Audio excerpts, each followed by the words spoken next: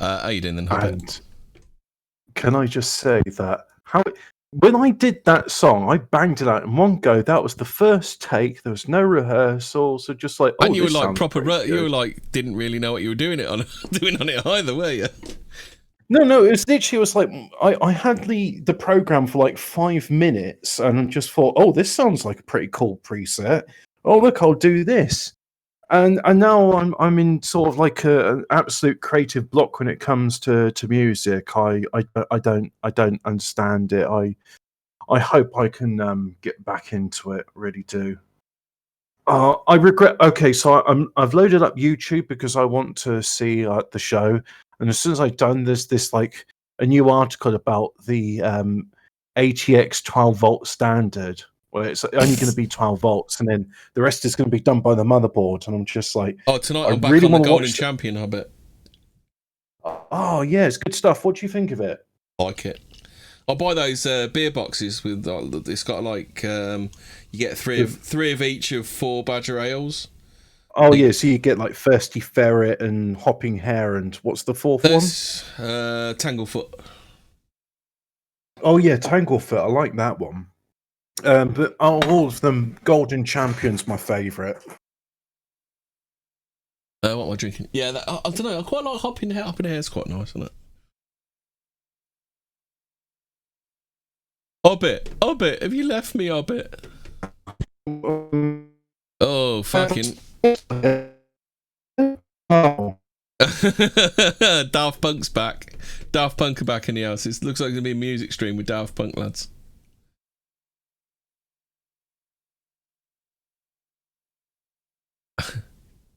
Sorry, there's thing for me tonight. Leaves on the line. English.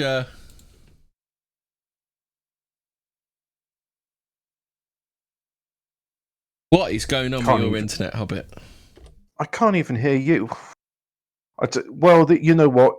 Investments in infrastructure come second to like getting everyone in. Well, as we always say, we need broadband over. We need broadband over HS2, don't we? Yeah, exactly. Especially me.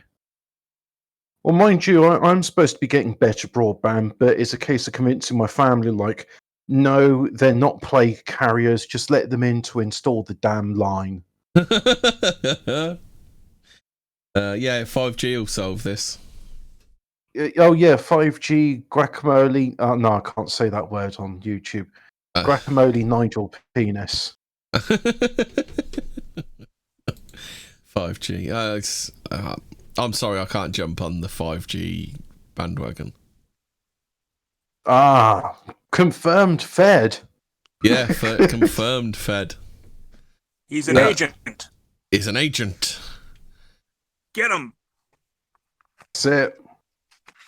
Oh dear me! We are going to do a show. Have you got Unexplained Mysteries open? I'm just a bit shocked by some of the stories in there. They're quite hilarious. I'll stick them in general. No, I'm actually one step ahead of you. I do apologise. I've been looking at the theme of tonight's show, which is time travelers from another place, and I've learnt something new. So I was getting quite excited for the country of Taured. But let's have a look at Unexplained Mysteries. Ancient Galaxy looks surprisingly familiar. 12 billion. Isn't that Lord of the Rings? Yeah, it does look a bit like that. Or Heroes. Do you remember Heroes, the old TV? Oh, I do. Oh, that second series. Because that second series came out during the writer's strike, innit? That's why it's appalling.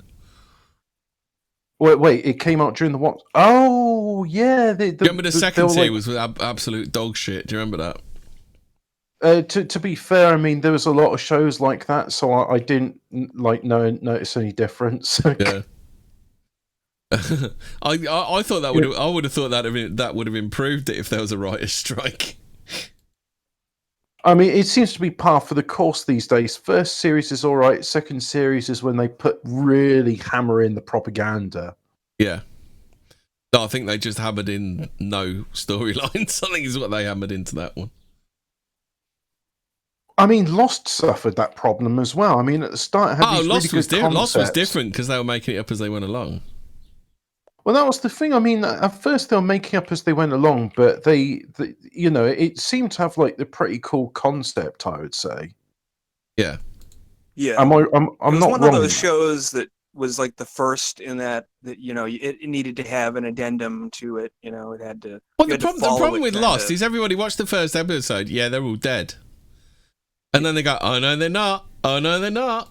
They're not dead. They're not dead. They're not dead. I they're never, dead. I never thought that, and I didn't realize they were dead. So that just goes because I watched it all in like I say all in one go. When the series came out, I watched it again and Yeah. But I never cottoned on. I thought they all survived. I didn't realize that they were dead. Yeah, it was like most people said after the first episode that, oh yeah, they're dead. Yeah, you see, I mean, I never talked with anybody at the time about it, so I don't know. I just at one point I stopped watching it because I said, oh, Lost has lost the plot because they were doing like torture and sticking like bamboo under this guy's fingernails. I'm like, yeah, I'm out. I don't want to watch that was this. Sawyer. Was that Sawyer? Yeah, they did that too. Yeah, Sawyer and the Iraqi. Yeah. Yeah, but the problem with that was they made it up as they went along, and the thing is, when you make it up as you go along, tying all those threads together is kind of impossible. Well, I mean that's not their job, is it? They create a mess, and it's like, all right, I've done a mess, now clean it up, Janice. It came out like fan fiction, pretty much. Yeah. Yeah. Yeah, I mean, I don't really know what to say with that, but Jesus, that filled up quick. Sorry, as I'm talking to you, I'm playing Factorio with extra autism mode, and I'm doing coal processing. I'm processing coal into coke.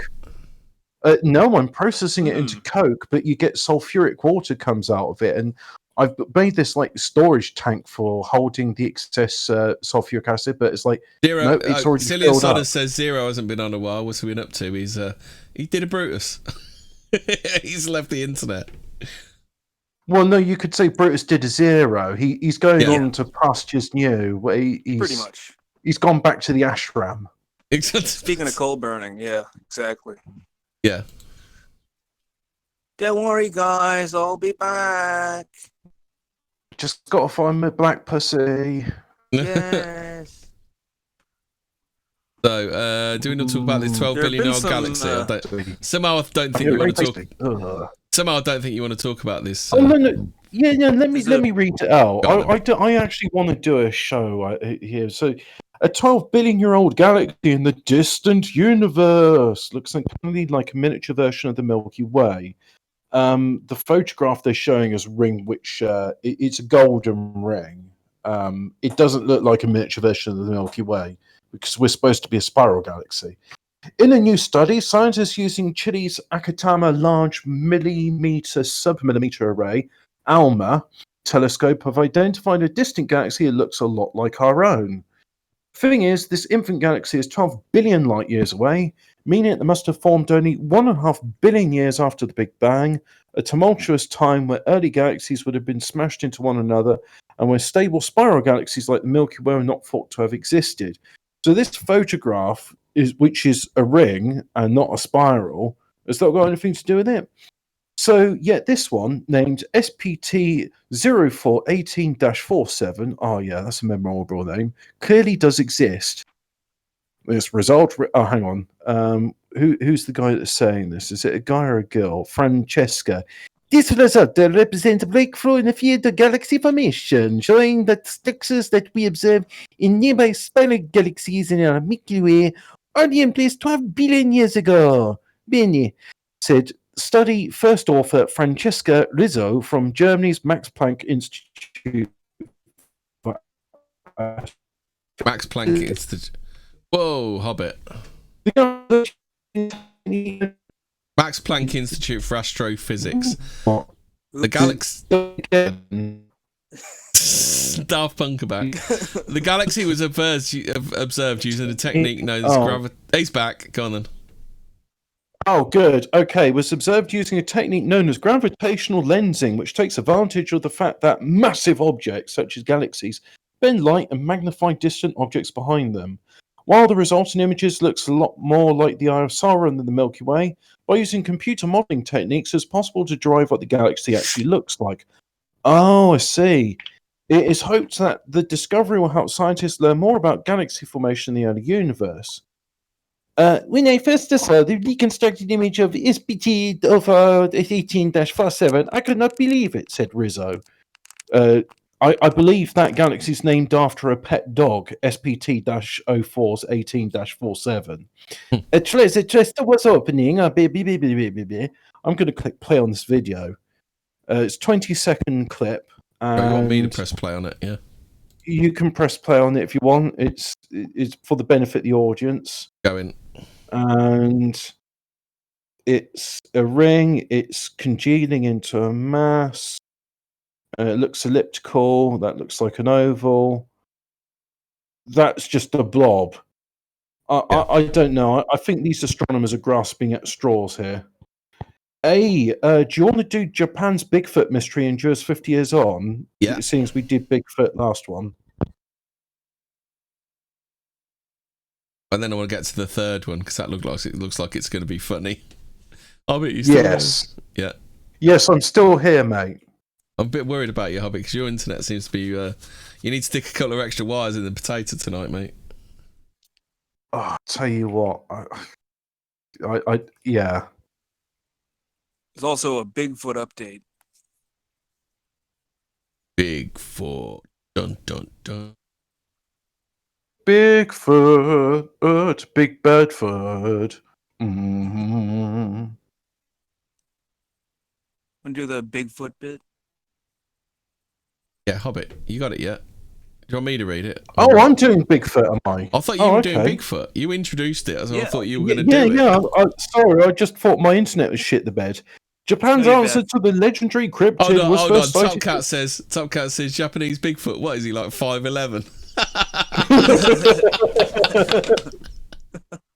What, he wears size 10 feet? Yeah. He's kind of like average, our median foot. Yeah. So, although encounters with large bipedal hominids are mostly associated with North America and the Himalayas, stories of such creatures have been reported for years in countries all over the world, including Russia. For years. Absolutely years. Years. Including Russia, China, and even Japan, where it is known locally as Hibagon. The story began on the 20th of July. Hibagon. The story began on the 20th of July 1970, where a man driving a pickup truck near Seijo, Hiroshima Prefecture, came across what appeared to be a large ape-like creature on the mountainside. That definitely wasn't a US GI Joe, one of the the black ones. Jogging. When word of his sighting too out, other locals came to share their own stories. Again, Thanks, Unexplained Mysteries. Described as around 1.6 meters tall. Fuck me! He's almost as tall as I am. A gorilla with a face like an inverted triangle. The beast, that's 4'11", right? Which became known as Hibagon, soon became a national phenomenon. Even today, the area continues to be associated with the legend of the creature. It still remains unclear what, if anything, people had seen that day, with some have come to regard Hibagon as a symbol of disapproval for large construction projects happening in the region. Others, meanwhile, believe it may have been a gorilla that escaped from a nearby zoo. Yeah, of course they did. You know what they thought it was. You know what the Japanese are like, don't you? We were scared of Hibagon, but it was all in good fun, said Siko Fukijiwa, who'd been an elementary school. Yeah, an elementary school pupil at the time of the sightings. It's a sweet memory indeed. Right, just need to do a search for things. So, Hibagon hentai. Oh my god! Image search. Oh boy, yeah, I found something. There's not much, but there's some.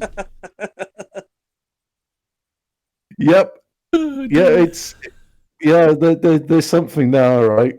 Yeah, he's about, is he? Yeah. Oh, dear. Well, I know that proves he exists because, Rule 34, if it exists, there's porn of it.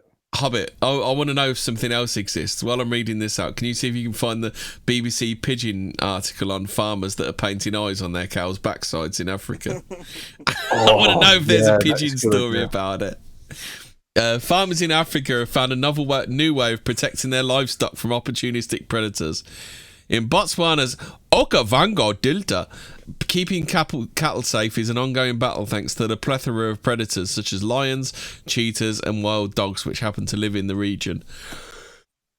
But where strong fences and other deterrents have failed, one unorthodox tactic has proven survivingly effective. Painting fake eyes on the cows' backsides. The method was recently the subject of an international study which aimed to find the most ecologically effective alternative to fencing and other methods for keeping cattle safe.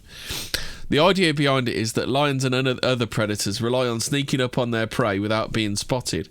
If you paint eyes on the back of the cows, it will look as though they can see the lions approaching from behind, thus deterring them from attacking. Lions are ambush predators that rely on stalking and therefore the element of surprise, so being seen by their prey can lead to them abandoning the hunt, said Dr. Neil Jordan, who is African now. I couldn't find a BBC Pigeon article for it. However, I was able to find an English to Pigeon translator. So I'll read the same article in Pigeon. Farmers in Africa have found one pillar nowhere protecting their livestock from opportunistic predators. In Botswana, Okavango Delta, keeping cattle safe is one pillar ongoing battle, thanks to a plethora of predators such as lions, cheetahs, kampali, and wild dogs, which happen to live in the region. Banning where strong fences cannot be in talk to other deterrents have failed. One unorthodox tactic has proven surprisingly effective, painting fake eyes on the cow's backsides. The method was recently the subject of one Billa international study. Okay, occasionally it puts a couple of words in like patim. Yeah, it's not. That's not authentic pigeon, is it? It's not the I think the problem is that the pigeon translator was programmed by pigeon speakers. We tested whether we could hack into this response to reduce livestock losses, potentially protecting lions and livelihoods at the same time. Sure enough, over the course of the 4-year study, no cows with painted eyes were killed by ambush predators, whereas other nearby cows with no painted eyes were targeted. So there you go, paint eyes on your cow's ass. I'm looking at world stories for BBC Pigeon. Yeah. And one of the headlines says, UK done ENTA, E-N-T-A, recession. See how EFIT affect you. The UK officially done enter recession after it suffered in biggest economy drop between April and June. But this can't done happen for 2009.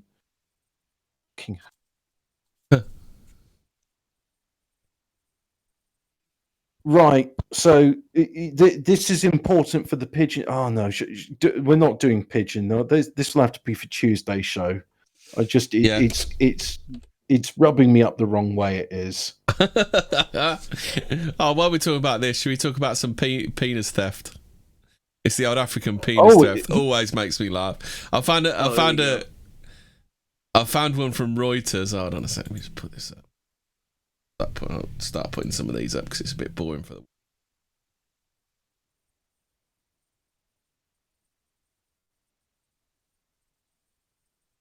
Right, so we have... Right, Kinshasa, Reuters. The police in Congo have... Fucking hell. Kinshasa. Police in Congo have arrested 13 suspected sorcerers accused of using black magic to steal or shrink men's penises after a wave of panic and attempted lynchings triggered by the alleged witchcraft. Reports of so-called penis snatching are not uncommon in West Africa, where belief in traditional religions and witchcraft remains widespread, and where ritual killings to obtain blood or body parts still occur. Rumours of penis theft began circulating last week in Kinshasa, Democratic Republic of Congo's sprawling capital of some 8 million inhabitants. They quickly dominated radio calling shows, with listeners advised to beware of fellow passengers in communal taxis wearing gold rings. Purported victims, 14 in chat, 14, mate. Gonna have a 14 in chat, of whom were also... 14 of whom were also detained by police, claim that sorcerers simply touched them to make their genitals shrink or disappear, in what some residents said was an attempt to extort cash with the promise of a cure. You just have to be accused of that and people come after you. We've had a number of attempted lynchings. You see them covered in marks after being beaten, Kinshasa's police chief, Jean Dudon Oleko, told Reuters on Tuesday. Police arrested the accused sorcerers and their victims in an effort to avoid the sort of bloodshed seen in Ghana a decade ago, when 12 suspected penis snatchers were beaten to death by angry mobs. The 27 men have since been released. I'm tempted to say it's one huge joke, Oleko said. Why does he need to say? I'm tempted to say it's one huge joke, Oleko said. I am tempted to say it is one huge joke. Is it me, or does that not scan right? Yes. Isn't it just like there seems to be something with like they fucking up? They're bad at English, aren't they? We need to find some other place for like spooky stories. Unfortunately, no. This is Reuters. This is Reuters, a proper news agency. This isn't unexplained. Reuters. Fucking hell. Yeah. But when you try to tell the this is funny. But when you try to tell the victims their penises are still there, they tell you that it's become tiny or that they've become impotent. To that, I tell them, "How do you know if you haven't gone home and tried it?" He said. So here's the thing. We should do this as another Fortean penis episode, thefts? Just like stories about penis thefts. No, but the actual like the reducing in quality of all this stuff, which probably means there's not many editors around, and there's not many editors around because one of the things which the demonetized virus kind of killed the news stories about was the fact that, oh yeah, there seems to be a lot of people in high-level positions like MasterCard, PayPal, Disney. There's like 14,000 CEOs currently have all quit around the world. And it's like, that's a lot. What is it that they know? And then I just started, that gets me like properly like conspiracy thingy spider senses tingling. Oh, I'll struggle to read that out. That's that one. So some Kinshasa residents accuse a separatist sect from nearby Bas-Congo province of being behind the witchcraft in revenge for a recent government crackdown on its members. It's real. Just yesterday here, there was a man who was a victim. We saw what was left. It was tiny, said 29-year-old Alan Culler, who sells phone credits near a Kinshasa police station. Jesus Christ, these fucking people. How can you take these people seriously when they think bollocks like this? I don't. I really don't. Call don't. People. Yeah. Yeah.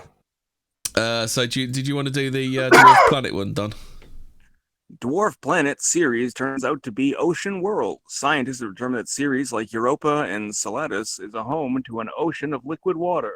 Situated in the asteroid belt between Mars and Jupiter, Ceres is a relatively small world, measuring a mere 580 miles in diameter, and is only asteroid belt object rounded by its own gravity. It was visited back in March 2015 by NASA's Dawn spacecraft, which discovered, among other things, the presence of organic molecules, the building blocks from which all life are based.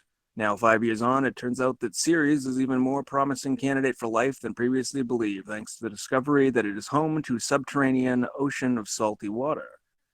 Places it among the most promising places to look for evidence of extraterrestrial life in our solar system, alongside Saturn's moon, Enceladus, and Jupiter's moon, Europa. What were you saying of it? What have you found? Right, I do an R because I'm very interested in this. You see, as this means the Babylonians wrote about a world between Mars and Jupiter called Tiamat. And they said there was a war in the heavens and Tiamat was destroyed. And that's what caused the inundation on Earth and changed. That's why we also got salty oceans, because before it was all fresh water on Earth. But then with the inundation, we had all this salt water. So Ceres is one of the remnants of Tiamat, as is all of the asteroid belt. And if it's got salty water in it, well, then to me that proves the Babylonians are right. There was a war in the heavens. Interesting. So yeah, cool. Discovery was made by researchers from the US and Europe who analyzed high-resolution images of the surface on Ceres to determine that there was, in fact, an extensive reservoir of brine beneath the surface of the 20-million-year-old Occitor crater. The separate studies also discovered the presence of hydrohalite, a compound found in sea ice that until now had never been found anywhere on Earth. We can now say that Ceres is a sort of ocean world, as some of Saturn's and Jupiter's moons, said Maria Cristina de Sanctis from Rome's Istituto Nazionale di Astrofisica. The material found on Ceres is extremely important in the terms of astrobiology. We know that these minerals are all essential to the emergence of life. I'll bet. Cool. Well, no, I'm just like, yeah, this how did the Babylonians know about this? And how far back is the inundation story really supposed to be? I think they must have had some kind of optical device, because they could make glass, they could melt sand. They had to have had something to see. Well, they say the Celts were doing optics back then because they were just sort of discussing like, oh no, wearing skirts, being naked with loads of bad optics. What if that planet was flooded and Noah's Ark was a spaceship? Yeah. What do you think to that theory, Hobbit? I mean, it makes more sense than the idea that you're going to put two animals of all kinds, including like two mosquitoes and two lions, and it's like what? So we're all supposed to be incest? I think it was an allegory, wasn't it? It's like, yeah. I suppose they, the things get kind of lost in like the Chinese whispers of time. Maybe it was, maybe they already had they took all the samples, like, and whoever it was could create stuff out of DNA. Maybe. Yeah. I mean that's the thing. You can't really sort of explain stuff like DNA and things. So just like saying it's it's like I like to think about the God is an astronaut theory. Well, but not in a Ridley Scott Prometheus way, because that's gay. Oh yeah.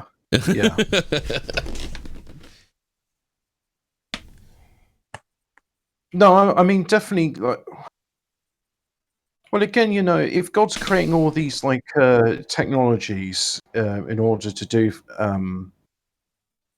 what's the word I'm looking for here? In order to. Well, yeah, not even terraforming, actual like planet shaping. It's not, turning planets into Earth-like, but doing all this stuff and then creating life. Then that's advanced science.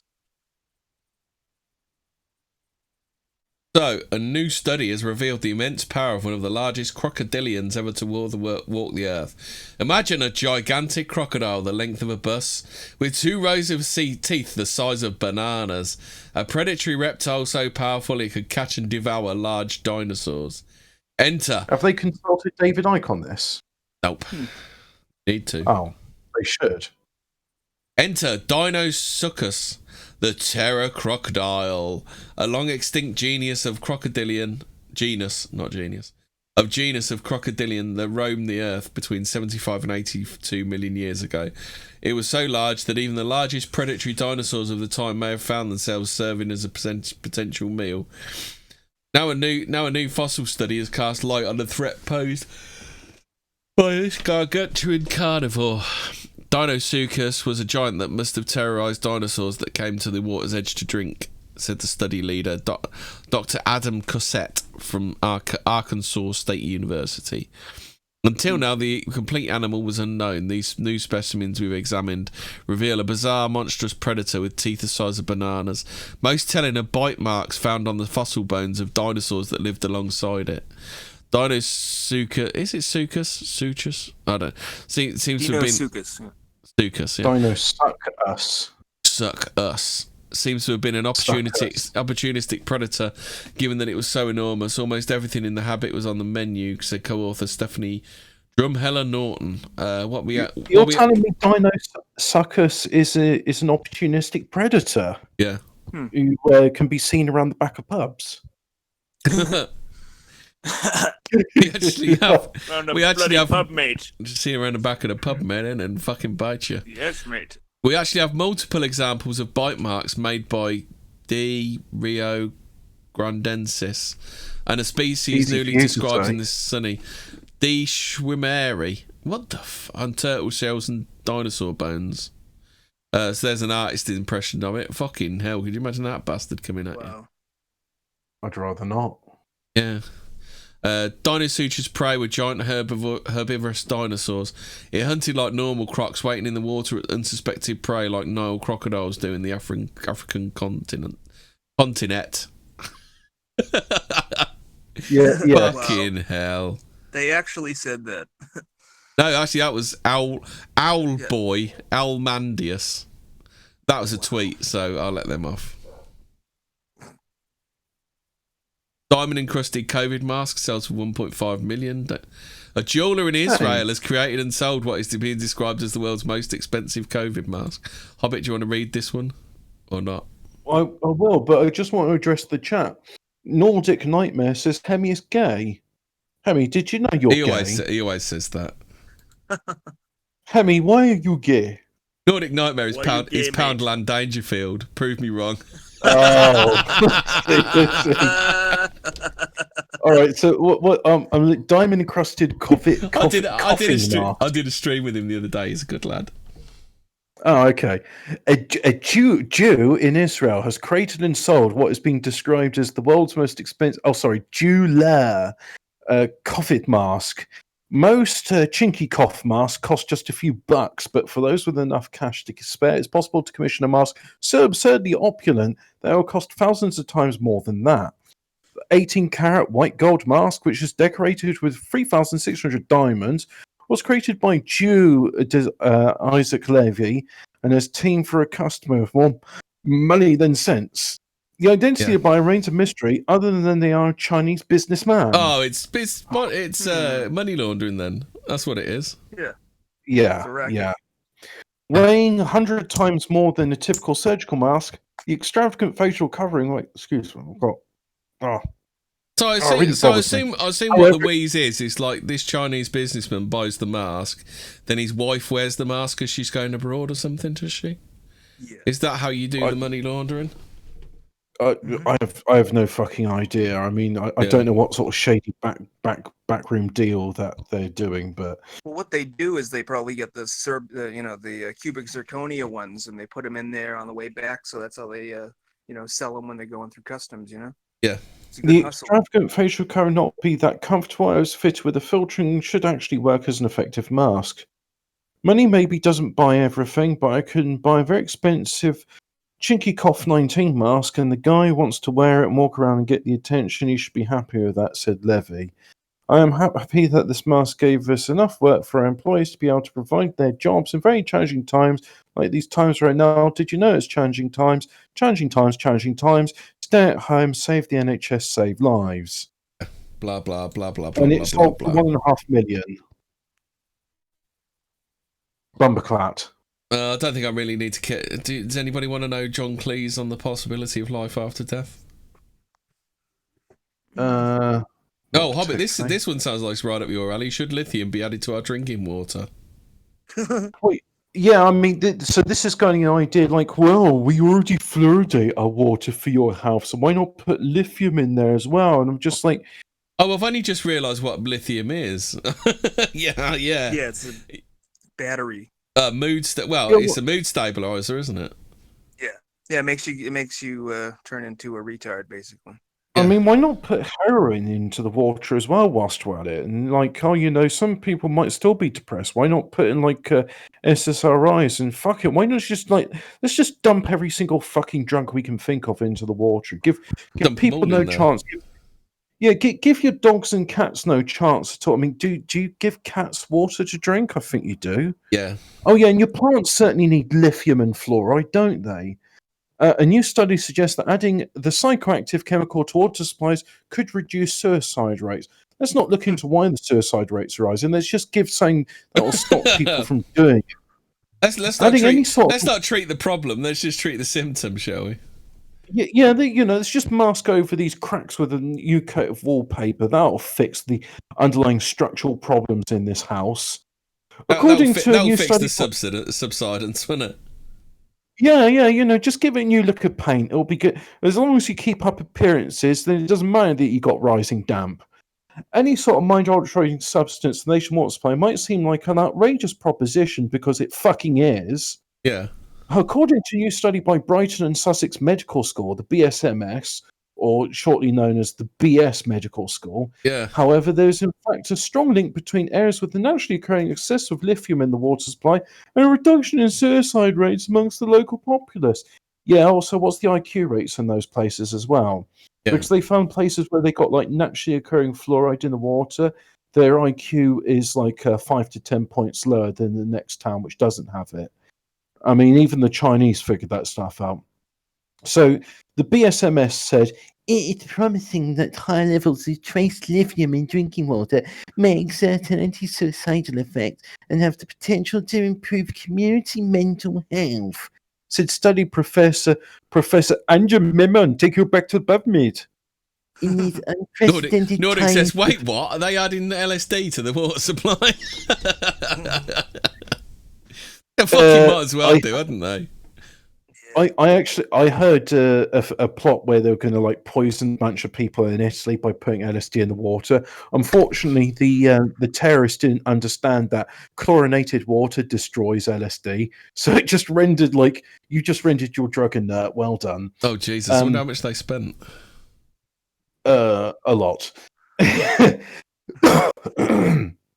In these unprecedented times of Ching-Chong Chinky Cough pandemic and the consequent increase in the incidence of mental health conditions, accessing ways to improve community mental health and reduce the incidence of anxiety, depression, and suicide is ever more important. The study, which draws upon data spanning 3 decades from multiple countries, indicates those in lithium-rich areas ingest a low but constant supply of it, often from birth. Exactly how much we need to be taken to have an effect, however, remains unclear. Given the potential of unwanted side effects, they know how much would need to be taken because there's medical things about it, isn't there? About how much lithium you can have and stuff like that. It's all been tested. They know exactly how much. There's so much that's fucking bullshit in this story. It makes me want to fucking Fed post. Oh God, have you seen the source? I've just seen the source of it. Oh, it's Vice. Yeah. Vice, who seems the sole thing is just like, let's make sure people take a bunch of poisons. I mean, that's pretty much all they do. Like they did this documentary on Korean poo wine where a Japanese journalist was drinking fermented shit. And I'm just like, it's basically just like, we covered it in Worst Korea. Like what? Oh, and by the way, I need to do an addition to Worst Korea update on Worst Korea news. You decided they're both shit, relationship. Yeah, relationship with North Korea ended. Now both Koreas are Worst Korea because North Korea is saying that Harry Potter is a positive influence on children and will give them a good moral upbringing. I'm just like, you fucking what, mate? You fucking what? As the lack of food finally caused you to have retardation? And then I was like, no, it's not. It's just the fact that Koreans are fucking stupid, and the Japanese, I wish they'd finished the job at Nanking.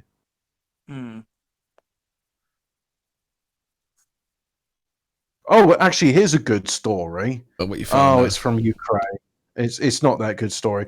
It's woman digs 35-foot long tunnel to rescue son from jail, and this is from Ukraine, the land where the Russians didn't starve enough.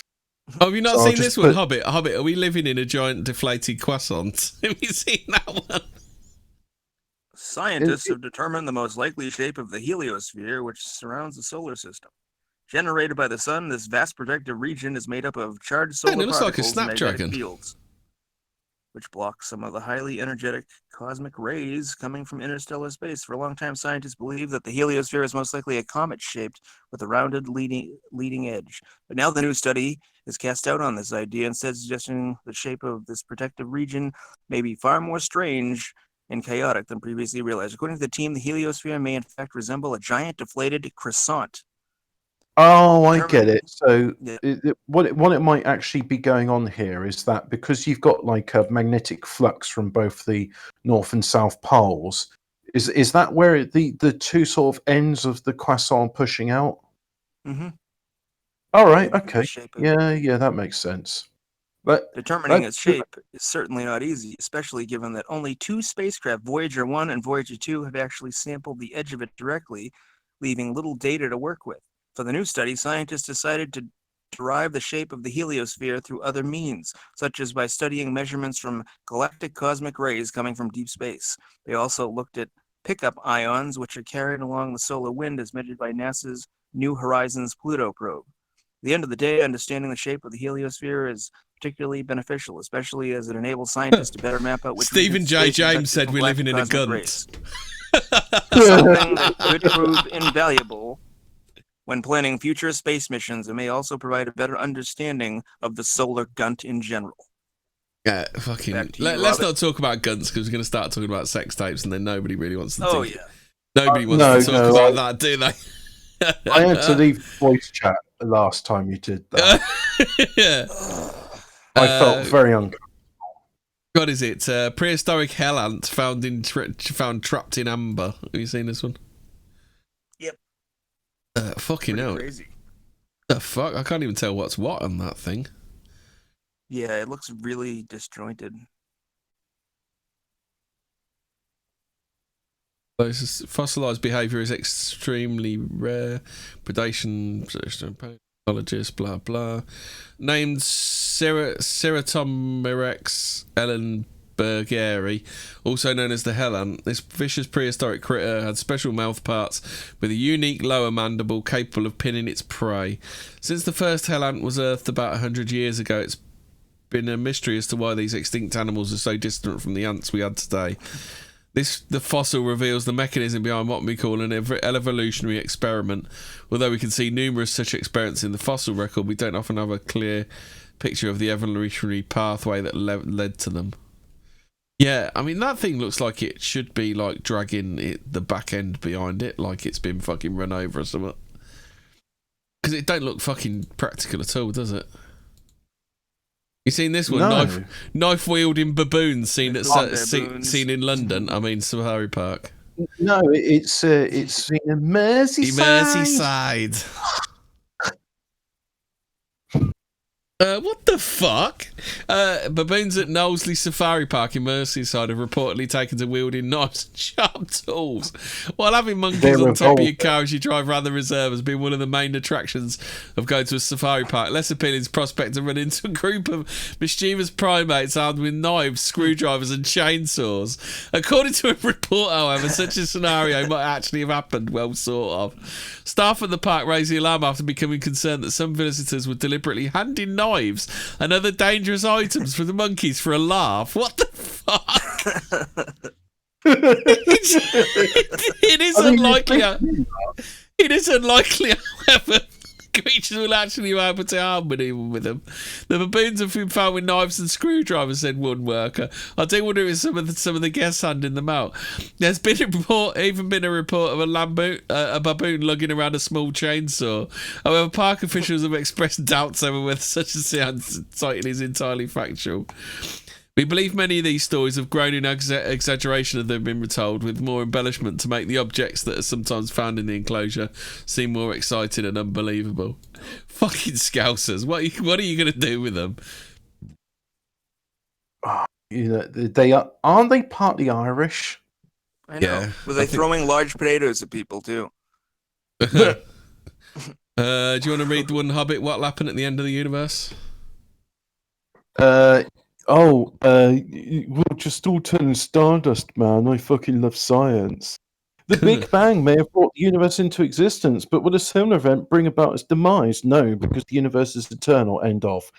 There is so much we don't understand about the universe and the nature of existence that even attempting to comprehend... Hold on a sec. Stephen J. James says, Knowsley baboon pen is notoriously bad. The baboons line up at the entrance to hop on cars for the ride round. What the fuck? Oh, fucking England says their monkeys destroyed my car, the bastards. I wouldn't want to go in a safari park. Also, England says, Emmy, them monkeys are tough as fuck at Knowsley.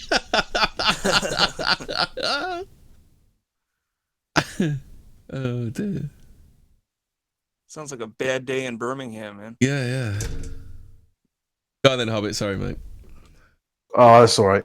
Yeah, so as things stand, most scientists adhere to the theory that the universe started with a Big Bang. But what exactly is this likely to happen in the far future? Will the universe end as quickly as it began? Well, so it will not end quickly. It's a topic that is explored in detail in Cosmologic Katie Mack's new book, The End of Everything. The most widely supported theory for the end of the universe is that it will suffer heat death, which basically means it will continue to expand and cool until everything decays and fades away, a process likely to take trillions and trillions of years. Science and Futurism with Isaac Arthur is another YouTube channel. He talks about the heat death of the universe.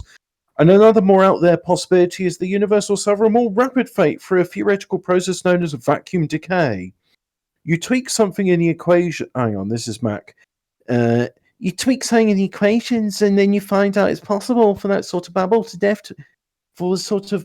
death to materialize somewhere in the universe and just expand out of the speed of light and destroy everything. That sounds like utter bullshit. What are you talking about? I would like to get one of these jobs, 20 grand a year to talk bollocks. This is great. 20 grand a year to be a fucking knobhead. As a wise man once said. Yeah. The only thing that makes people doubt that it could happen is that and is that we've just made it up. Sorry, made it up. Yeah. Let me repeat this. I'm tripping over my own words now. I'm tripping over their fucking retarded words. Yeah. The only thing that makes people doubt that it could happen is that it's in the realm where we can't test any of the theory. So we don't know if something changes about the theory in this higher energy situation. So in other words, you just pulled out of your fucking minge. Yeah. It's probably not going to happen in the next, trillions and trillions and trillions of years and so on. But technically it happen at any time. Yes, and technically at any time you could be a man and actually have common sense. Whenever the case, however, the end of the universe isn't something anybody alive today, or even the human race in general, likely to be. All right, so you're assuming that the human race is limited and it's going to die out in millions of years. You fucking cunts! I find your lack of faith disturbing. Fuck you. Fuck all of you. BBC News. Fuck you. So, where are we not happy with that story. Are you ready to do some time traveling? Ooh, yes, I am. I think the first place to start is probably John Titor, isn't it? Yeah, interesting guy. Had a lot of stuff to say, that John Titor did. John Titor, I thought he was full of shit. One of the two. What do you reckon of it? Well, certainly it was. He was interesting. I mean. Oh, where's the John Titor archive? Because John Titor. Yeah. Let's see if I can find. I don't want to read the Wikipedia. Don't want to read Vice. Don't want to read Wikipedia again. Oh, sorry, because the first one that comes up is the French one. John Titor, Histoire, Prévisions et Conclusions. No. Oh, that's because my search is set to France. Oh yeah, here we go. So let's have a look at this. Time Travel Institute. Oh no, this is a blog post. While Hobbit's looking for that, do you know anything about John Titor? You got any memories of John Titor, Danny? Not really. Did we talk about the bizarre frog last week? That might be a bizarre frog. What bizarre frog? Where ingested beetle escapes out of. Yeah. We played the video as well. Yeah, we did that. Yeah. These groypers. What's worse, the bug crawling out of the frog's ass or Ethan Ralph's sex tape? Probably the sex tape. Fuck's sake, I'm trying to drink it. Disgusting, but not as disgusting as Ethan Ralph of that. Oh, actually, I got a good thing here. So this is from a blog called StrangerDimensions.com, and it's John Titel's predictions, a retrospective, and this was written by Rob Schwartz last year in November. He says, as I wrote nearly 8 years ago, John Titel's story is painted in the dulcet midnight colours of Coast to Coast AM, driven by a community's desire to believe, if just for a moment, that time travel was possible.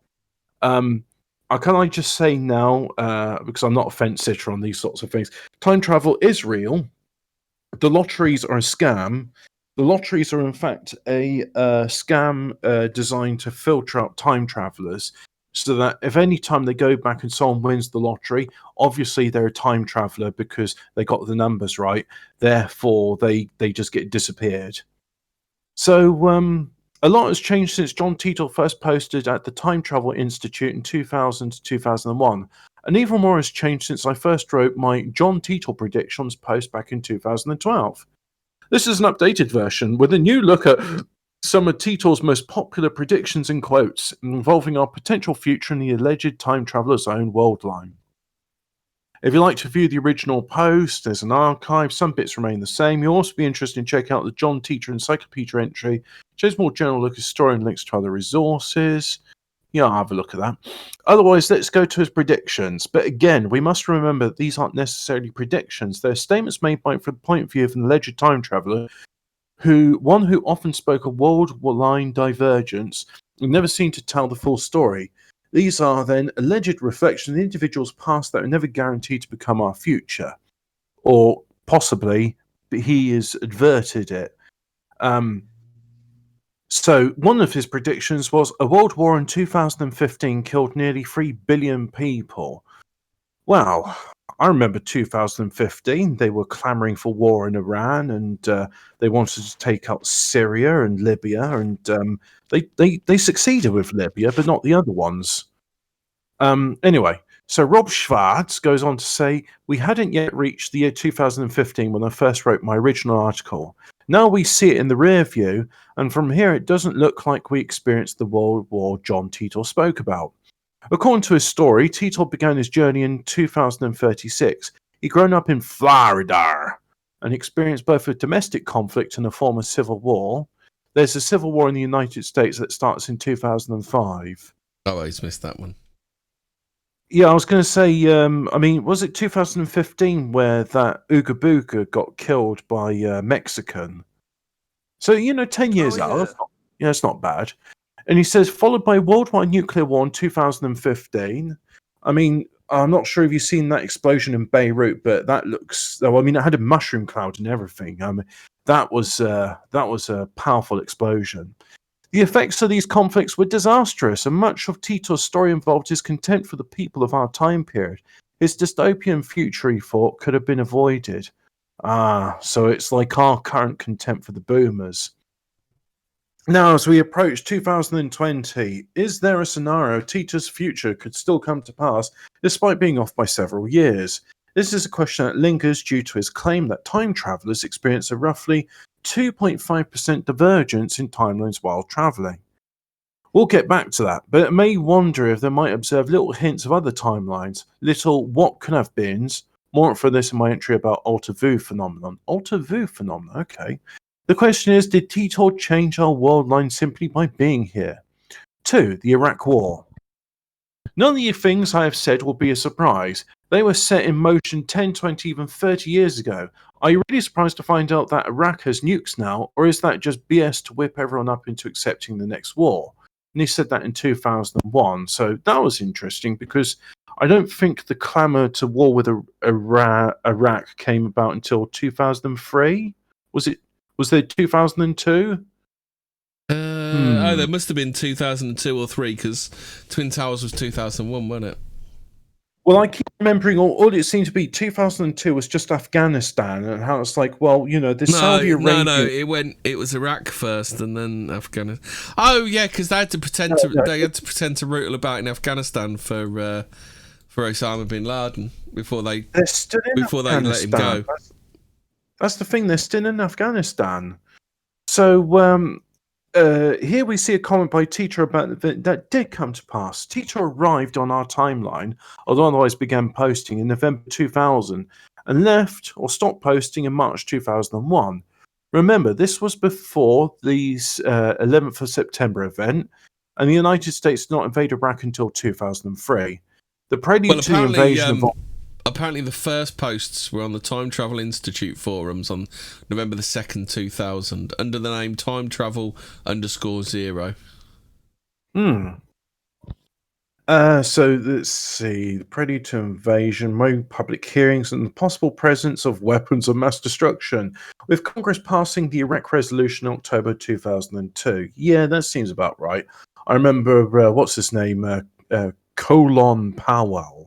Because colon gets pronounced as colon for some reason. Yeah. Colin Powell. Colin. Yeah, that's it's it. It's fucking Colin. Jesus Christ, you fucking Yanks. I bet Donnie can't even say Bernard either, can he? Bernard. Debates raged at the time and still to this day regarding of the evidence for WMDs in Iraq. What's curious is that... you going to do some autism about the computer?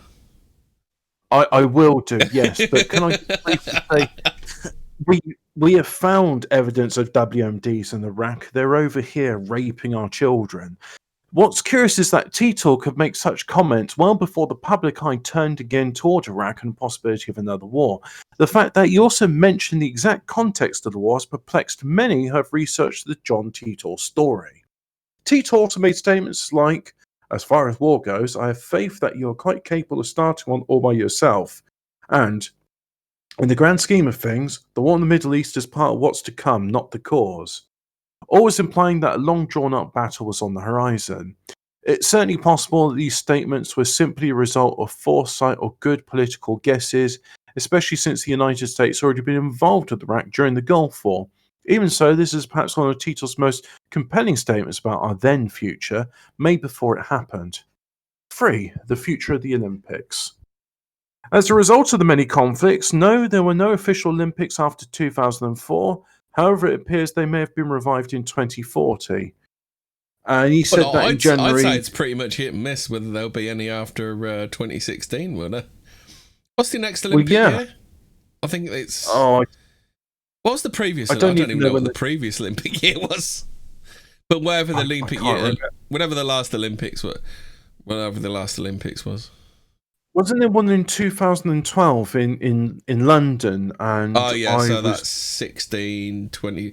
Yeah, it's due this year. They put it back to next year, but maybe the demonetized. The beer bug, as I've heard someone else call it. Maybe the beer bug is going to stop it.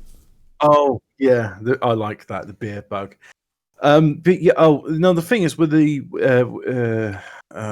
Olympics, but I remember the 2012 one quite vividly because my friends and I were playing Spot the Symbol, and I remember there were so many in the opening and closing events, especially Noel Fielding nonsense kids, and people said. He has. Literally... I got absolutely piled on Twitter once for saying he has Jimmy Savile karma. He does. He's a fucking creepy weirdo. Noel Fielding, if you're listening, explain yourself and why you were dressed up as the child catcher and nonsense kids on the Olympic ceremony. Yeah. But anyway, one of the things I noticed is that the stadium had these triangles with the floodlights on them, and there were 13 of them. And I thought, I'm sure that means something. So anyway, here's a case of a Tito prediction that didn't come to pass, perhaps almost did from a certain point of view. While the 2008 Olympics were held in Beijing, or Peking to you and I, they didn't occur without a hitch. Yeah. During the lead up to the Olympics, Tibetan protests spread throughout Xinjiang, China provinces with calls for independence and return of the Dalai Lama, as well as a number of boycotts. Many wondered if this would interfere with the Olympics, though they did continue forward. Of course, Tito didn't mention the 2008 Olympics specifically. He stated in uncertain terms that after 2004, no Olympics took place at all due to civil and world wars. Here in our world line, London hosted the Olympics in 2012 and Rio in 2016. Currently blowing a horn on a particular statement, Tokyo, Japan will host in 2020. Yes. Update. Interesting enough, 2020's outbreak has caused the Olympics to be postponed. Here we go. 4. Mad Cow and the hidden functions of the IBM 5100 computer. Is that a cassette tape? Strap in, tape lads. drive. Strap in, lads and lasses. Here we go for some heavy autism. Yeah, I remember I looked into the IBM 5100 at the time, and I just thought it was a bit of bollocks, but I forget the specific reasons why. You mean other than mad cow pandemic, the breakthroughs in high energy physics and the unknown functions of the 5100? And this was on the 15th of February 2001, post to post Art Bell Forum. This quote by Tito was loaded with allusions to our potential future and discoveries that would soon be revealed. Oh, hold on a sec. Just before we move off the computer. So, right. So, apparently you sent back to 1970. So, Tito was assigned to a governmental time travel project and sent back to 1975 to retrieve an IBM 5100 computer, which he said was needed to debug various legacy computer programs in 2036. A possible reference to the Unix year 2038 problem. Do you know what that is? Oh, yeah, it's due to a way of counting. I mean, this is the thing where people keep saying that with the year 2000, it's like you count up to like 1 billion or something, and then you get to the year 2036. But the fact is, after the Y2K problem, programmers were like, is there any other sort of events where the dates could set back to zero, or we get these other problems? And it's like, oh yeah, 2036 would be an issue. So those computers have since been patched since then. So it ain't an issue. It really ain't. But anyway, so he's covered the 5100 portable computer in a separate article. But so I say that Tito mentioned a hidden functionality within the computer really did turn out to exist. The functionality was likely unknown due to the average consumer time of his posting. So it's curious he would have known about such a detail himself. Meanwhile, we've yet to encounter a mad cow pandemic, though it should be noted that new studies have shown some possible connections and similarities between Alzheimer's and prion diseases such as mad cow disease, which are infectious. The title of a recent article in Scientific American does make one wonder the case for transmissible Alzheimer's grows. Tito's comments about breakthroughs in high-energy physics almost certainly point towards CERN, who in 2013 announced the discovery of the Higgs boson. And yet Tito also claimed that CERN would soon discover the means of time travel. But now we're getting ahead of ourselves. But the thing is, though, if they did find it, they wouldn't tell you. Well, they wouldn't tell us fucking bellends about it, would they? Well, the other thing is that's not what they're discovering in CERN. What they've discovered in CERN is a portal into hell, and then through how time travel, all sorts of demon consorting can take place. So, but anyway, let's get back onto this. But now we're getting ahead of ourselves. 5. An overheating spaceplane. Care to share with me how you solved the overheating problem on your spaceplane? This was on the 13th of February. This was such an odd thing for Tito to say. What spaceplane was he referring to? What problem to be solved? Well, there is a military spaceplane. I think it's called the X2 or X5. Is that the thing is that the thing that they were proposing to do suborbital flights for the rich and famous to go on? Because aren't NSYNC booked on the first suborbital flight, aren't they? I think. Oh no! This is something. This is something else entirely. The U.S. Air Force has got like an X2 or X5. It's X and a number. I mean, this is why I like our armed forces, because at least they have names which I can remember, like Warspite, Challenger. The names of actual but these, it's ridiculous. They just got numbers, fucking retards. Ridiculous. That's a wise man. Colonials, get off the fucking internet and come up with some names for your stuff. Anyway, Freeman from FreemanTV.com, he talks about the space plane. Many believed his comment here was an allusion someone to with a channel name similar to that, don't we? By good friend Freeman on the Sand. Yeah, he's got nothing to do with Freeman TV. This was such an odd thing for Tito to say. Many believe his comment was an allusion to the Columbia Space Plane Shuttle disaster in 2003, which occurred after a piece of foam struck the shuttle's left wing during takeoff. Upon re-entry, superheated air breached the damaged wing, leading to disintegration of the shuttle. That's not an overheating problem. That's the heat shielding braking problem. NASA's space shuttle program has been in shuttle for almost 10 years now, so perhaps it's not too unusual for Tito referred to it as a space plane. From his point of view, the program would have perhaps been a forgotten footnote in history, something he didn't remember much about. 6. Russia and China. Russia and China have always had a very strange relationship. Even the news I see now indicates that continued weapon deals to allies, border clashes, and overpopulation will lead to hostilities. The West will become very unstable, which gives China the confidence to expand. Okay. This was always a tricky one. Russia played a major role in Tito's story. It was his claim that a war of 2015 would predominantly involve a nuclear exchange between the US and Russia. To Tito's comment about the West becoming unstable, in 2012 I alluded to the stock market crash of 2008, fresh in my mind. However, it's likely the stability Tito was referring to more to do with his timelines wars and not the economy. Today, things are quite a bit different than they were 8 years ago. Many could perhaps argue that the political situation involving both Russia and China have taken some, let's say, I think Nordic Nightmare might be taking the mick, but he said it's the X-37 plane. Oh, okay, I was just thinking, oh yeah, that could be right, but yeah, I like that X-37. You mean the XXXVII plane? Yeah. In 2000 to 2001, Tito also mentioned that China was close to putting a man in orbit. This actually happened in October 2003. Oh, and now Nordic they're going saying up it to actually is the X-37. Oh, the X-37B. That is what it's called. 37 gang. Yeah, 37 gang. Ooh. X-37B gang. And now they're gearing up to launch their own Mars Explorer rover in 2020. 7. A growing civil unrest. There will be ones arresting and holding people without due process. Well, we've seen that. I mean, I know we don't really talk about it, but James Fields was a miscarriage of justice. Simple as was Tony Martin, but never mind. Tito made many comments regarding civil unrest, reaching a boiling point in his timelines 2005. Without getting too political, it's easy to see how certain events of political conflicts in recent years in multiple countries could give weight to Tito's comments, though obviously dates are far off. Tito and the many worlds interpretation. The many he seems worlds about 20 years off, doesn't he? In his. Well, this is why I'm thinking Tito actually being here caused like a delay in the program.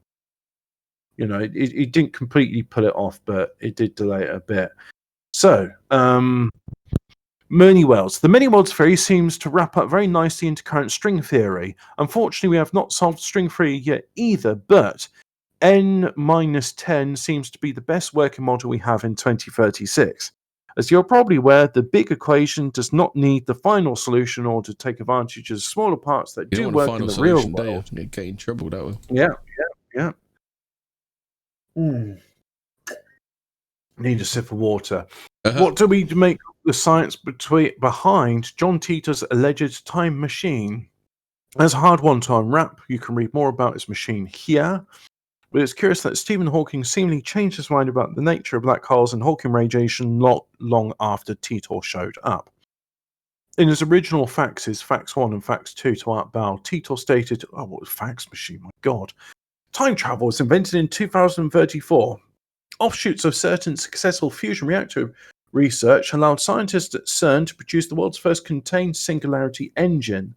The basic design involves rotating singularities inside a magnetic field. By altering the speed and direction of rotation, you can travel both forward and backward in time. Oh, great. Black holes on Earth. Doesn't that sound a bit like the engine from the Event Horizon? Yeah. Yes. But it also sounds a bit like Time Cop. Yeah, I mean, because both of these things predate Tito appearing, don't they? Yeah. Oh, Event Horizon was a good movie. Yeah. Great movie. Teddy Bear. What was his name? The one that got in the airlock? Oh yeah, the guy who got stuck in a Jack Noseworthy. Yeah. The use of black holes as described by Tito clashed with our understanding of how they worked at the time, namely that microsingularities would evaporate before you'd be able to do anything with them. However, in 2004, Hawking revised his theory, bringing it in line with Tito's concept of the nature of Hawking radiation. Well, the thing is, they say that, but the fact... I don't think Stephen Hawking... I think he died in like the early 1990s or 1980s, but that's maybe for another show. Because the guy had ALS, And they're saying people with ALS die very quickly, and that's why the ice bucket challenge was a thing. And to bring light to it, and I'm just like, well, why isn't Stephen Hawking's in the what Guinness Book of Records for being longest survivor of ALS? So anyway, Nature Hawk community. Another interesting statement of Tito that jumped out at me. Alfred's Pariah says Hawking died in the 80s. They just used some cabbage they could roll out and put words into his speak and spell. Exactly. No. I mean, the fact is, he did die. They just replaced him with an actor. It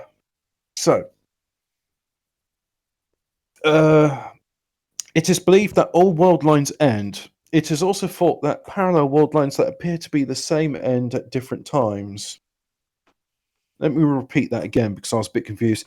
It is believed that all world lines end. It is also thought that parallel world lines that appear to be the same. Oh, Stas Prada's doing spoils. He said Doctor Who killed him. Yeah. It ends at the different times. Oh, there we go. So the fact is, he's kind of right, but it's different timelines. This would, strangely enough, coincide with the existence of low mass Higgs boson, and recent findings at CERN seem to indicate that this may be the case. A low mass Higgs boson would indicate that at any moment the universe could spontaneously explode. Oh, hold on a sec. I've got some more about the time machine. Sorry, mate. So, Titor's description. 2 magnetic housing units for the dual microsingularities. An electron injection manifold to alter mass and gravity of the microsingularities. Calling an X-ray venting system. What do you need an X-ray venting system for? Gravity sensors or a variable gravity clock. 4 main cesium clocks. 3 main computer units. According to the Post, the device was installed in the rear of a 1967 Chevrolet Corvette convertible and later mentioned a 1987 truck having 4-wheel drive. I could explain the needing a X-ray. You need shielding from it because black holes, they release vast amounts of high-energy ionizing radiation. So like X-rays and all that sort of thing. So you'd need to vent that, would you? Vent it somewhere, yeah. Because if you contain all that, it will explode, I assume. Because you get enough energy in one place that causes an explosion. Could this in fact be evidence that world lines do end? The vision John Titor paints of the multiverse, or as he refers to it, the superverse, is, as I understand it, similar to those fiber optic light things. Each world line is a single point that stretches out towards infinity, stretches outward infinitely. Do you know what? Do you know what Titor refers to is his the end of the Civil War conflict? It's called End Day. Ah, okay, all right. We'll go with that. Yeah. Does that mean everyone can start using the N word again? Is that why it's called End Day? Yeah, that's it. Well, I think we've had our end day, haven't we? Yeah. Time travel as a result, traveling between those lines. Ah, right, okay. So, but some of these lines can spontaneously come to an end independent of the others. Time travel occurs as a result of traveling between those lines. Thus, no paradox is any time travel be entering another universe entirely. So, in other words, it's like sliders. You're not exactly going back in time. You can jump between similar worlds. Teacher also makes several references to the Everett-Wheeler model, also known as the theory of the universal wave function. It's an attempted explanation for the bizarre wave-like behavior of individual particles in the double-slit experiment. Okay, that's interesting. Stating that every possible outcome of events always happens, each event splitting off into its own universe to avoid wave function collapse. Hence the multiple world lines. At any moment, none of this can be verified, but our current path of physics may surprise us, and the many worlds interpretation is considered a legitimate possibility. The general public was informed about time travel around 2034. 2034, a year we haven't been to yet. Will time travel ever be possible? Has it already been discovered, yet to be revealed? Oh, something Titor else I claims just found about John Titor. Apparently, John Titor is a registered trademark with the United States Patent and Trademark Office. Oh yeah, and who holds that patent? I don't know. It doesn't say in the. It doesn't say in the. If it's the U.S. Navy, you know it glows in the dark because they seized all of Tesla's patents afterwards, and the guy, the like commanding officer who oversaw the seizure of all his things was Donald Trump's uncle. So there's an interesting. Okay. tidbit. I've got some more on this. An Italian television program, Voyager, Al Confini della Consenza, aired the results of an investigation. Yeah, it always is. Aired the investigation of John Titor on May 19th, 2008.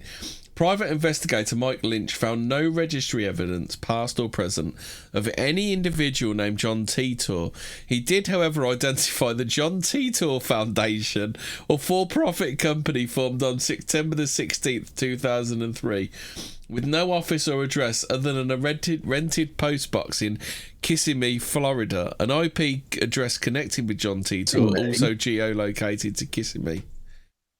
Kissimmee? Is it Kissimmee, Donny? Kissimmee. Yep. Kissimmee. You're kissing me? Kissimmee.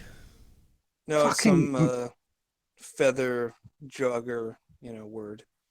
Oh, okay. Yeah, I was just going to say, you colonials, I mean, you got normal names like Georgetown, but occasionally you come up with like absolutely like butt wipe and what was another? Oh no, so butt and wipe are two different towns, but you got things like Buffalo and stuff. How about this one then? It's in popular culture. An issue of the Unbeatable Squirrel Girl, John Titor, is listed in Deadpool's Guide to Supervillains card set as an alias of Kang the Conqueror. Only comic nerds will get that one. Yep. Sorry, mate, I've put you way off. Right. Now, So, sorry, no. I just, it's like whilst you were talking, I was doing Factorio, and I was like, oh, am I supposed to be doing a show? Yeah. 2034, Tito claimed that mechanisms of time travel be unveiled at CERN with the creation of micro-singularities or miniature black holes. This would unlock the potential of temporal travel. Tito's own machine, which he was trained to operate specifically for his mission in 1975, was created by General Electric. At the time of his departure from 2036, new variations were being designed, he claimed, with more accurate clocks and far greater precision. But here, just as wrote in 2012, we cannot tell the future. The new lessons of John Titor. The more time passes, the fewer people believe Titor ever really was a time traveller. And yet some mistakes from 2000-2001 were eerily prescient. Whoever he was, he foresaw the renewed conflict in the Middle East. He saw growing tensions in the United States. I don't think war in the Middle East is really a fucking accurate projection, is it? You don't have to be gazing into a crystal ball. I mean, Alex Jones says, "Oh, I got the documents here. A project for a new American century. It's all in it. It's all the documents. It's all documented. Got the documents here. Documents. He's got the documents. Does that Alex Jones? So, yeah. Oh, yeah, here we go. He saw breakthroughs in physics and knew about certain functions of all technologies. In most ways, his predictions have failed, but in others, you could almost see hints of the other world line. Perhaps it's a moot point, though. I don't want you to believe me, he wrote in one of his posts so many years ago. And yet, like Doc Brown in Back to the Future Part 3, he left us with a bit of hope that despite his failings of his own time, we could still change our future for the better. Aww. When the day just comes got to learn to love one another. Yeah, we're all one race, the human race. When the date comes for my prediction to be realized, it will either happen or not. If it does happen, then your ability to judge your environment is crippled by your acceptance of me as a knower of all things, and gifted with the ability to tell the future. If I'm wrong, then everything I've said might possibly have made you think about your world in a different way is suddenly discredited. I do not want either. Although I do have personal reasons for their being here and speaking with you, the most I could hope for is that you recognize the possibility of time travel as reality. You're able to change your world line for better or worse, just as I am. And it started raining here, so I'm going to close the window upstairs. Be right back. Okay, thanks, Hobbit. Cheers, mate. Right, what have I missed in here? T-Tour's posts. Our TVs tracking everything we're doing, and there's a giant kill grid, and I can't get people upset about it. I've just got all the documents. What the hell? I don't want to be. And there's all these egomaniacs and crazy media people that just want to be on TV and be famous. He does have all the documents. Does all of them?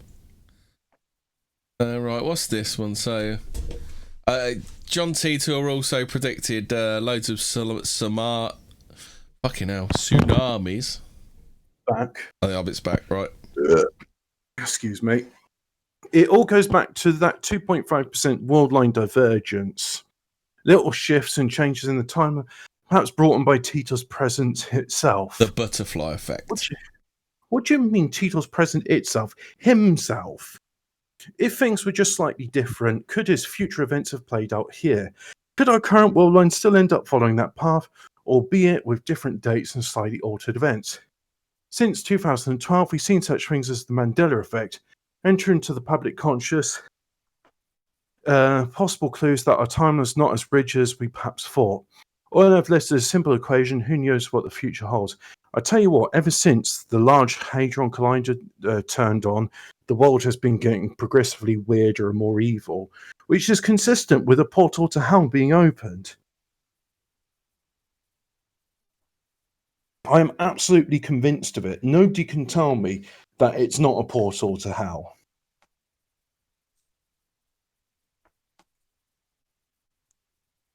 Hello. Yeah, we can hear you. We can hear you fine. Hello, Hobbit. Oh, okay. I just thought, that there was going to be some response to me saying that LHC is a portal to hell, and that's why we the know world's this, Hobbit. This is old news to us, Hobbit. Oh, okay. I just thought it's worth repeating because you never know. This might be somebody's first show. So if it's your first show, welcome to Fortean Words. We talk about woo-woo, and I interject with my opinions about things. Is Dietrich being serious? He seems he's got a big story about that podcast. About grifting in the Bigfoot TV sphere. I'd be surprised if they weren't grifting in the Bigfoot TV sphere. Yeah. Have you heard of that show? I guess Southern Dingo has been on a show. I don't know the name of it, but it has something to do with Bigfoot. And they talk about it. It's the Skinwalker tapes, I believe. Oh, maybe is that's that what you're talking about? It could be that. Might be that. I don't know. But I've heard about it. I don't know what it is. So let's see what he says. You know what's going on, guys? Friend of the show. Oh, it's not a podcast. Okay. Yeah, still Hobbit. What's going on? You're leaving us hanging, mate. Are you nearly done with T-Tour? Because I've just remembered another one. Al Bielik. Have you ever heard of Al Bielik? He's another time traveller we need to talk about. No, I haven't. I found another story which was new to me as well. It's about the traveller who went to Japan and they couldn't find his country. So he pointed onto a map where we say it's France, but he was calling it Talred. Not Talmud. John Teeter and a Man in a Plane, that's what they call it. It's a short one, this story of the Man in the Plane. It's like a paragraph long, so shall I just read that out quickly? Yeah. So, the Man in the Plane. This incident is also based on reality, and that is available on the record of Japan. Unfortunately, whenever I can't... The first one I found, this was really bad. It was like some Indian who could barely write English.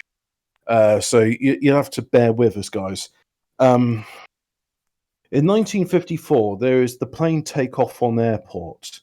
There is the man that looks like normal get out from the airport. When plane staff checked the passport and exit gate, then it was revealed that on his passport, the name of the country mentioned was Talred, and its location was in the country of Europe. The country of Europe. To know about this new name airport, staff become amazed because there is no existence of country named Talred in this world. The officer who was present at the time of checking thought that maybe there is some mistake, but the officer was surprised when the man said, "Whatever you are thinking is wrong. There is no such mistake defined. Fuck me, there's no full stops or anything in this. There's no such mistake defined on the passport, and I come from Talred." And then officer become reserved because whatever he was thinking in his mind, man tell him. Oh, look, there's a full stop there. So officer decided to investigate this completely and asked for a map and advised the man to show his country. The man pointed out on France and said that his country is situated there. In this situation, this man is stayed in the hotel under the observation of police, and throughout night, police were present outside his room. But in the morning, when they opened the door, the man was not over there along with his bag. Where he goes, no one knows about it. Maybe he has some extraordinary power. Maybe he has come from other world. Or maybe you're a fucking retard and you can't write. Jesus Christ. I mean, for the sake of completeness, I thought I'd include this story, but I do apologise. I'm reading it literally how it was written there. I'm not that retarded, guys. Let's see if I can find anything more about Man in Plane, 1954, Tell Red. Maybe there's some corroborating evidence.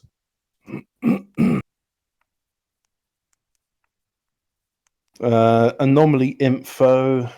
Does it say anything about it?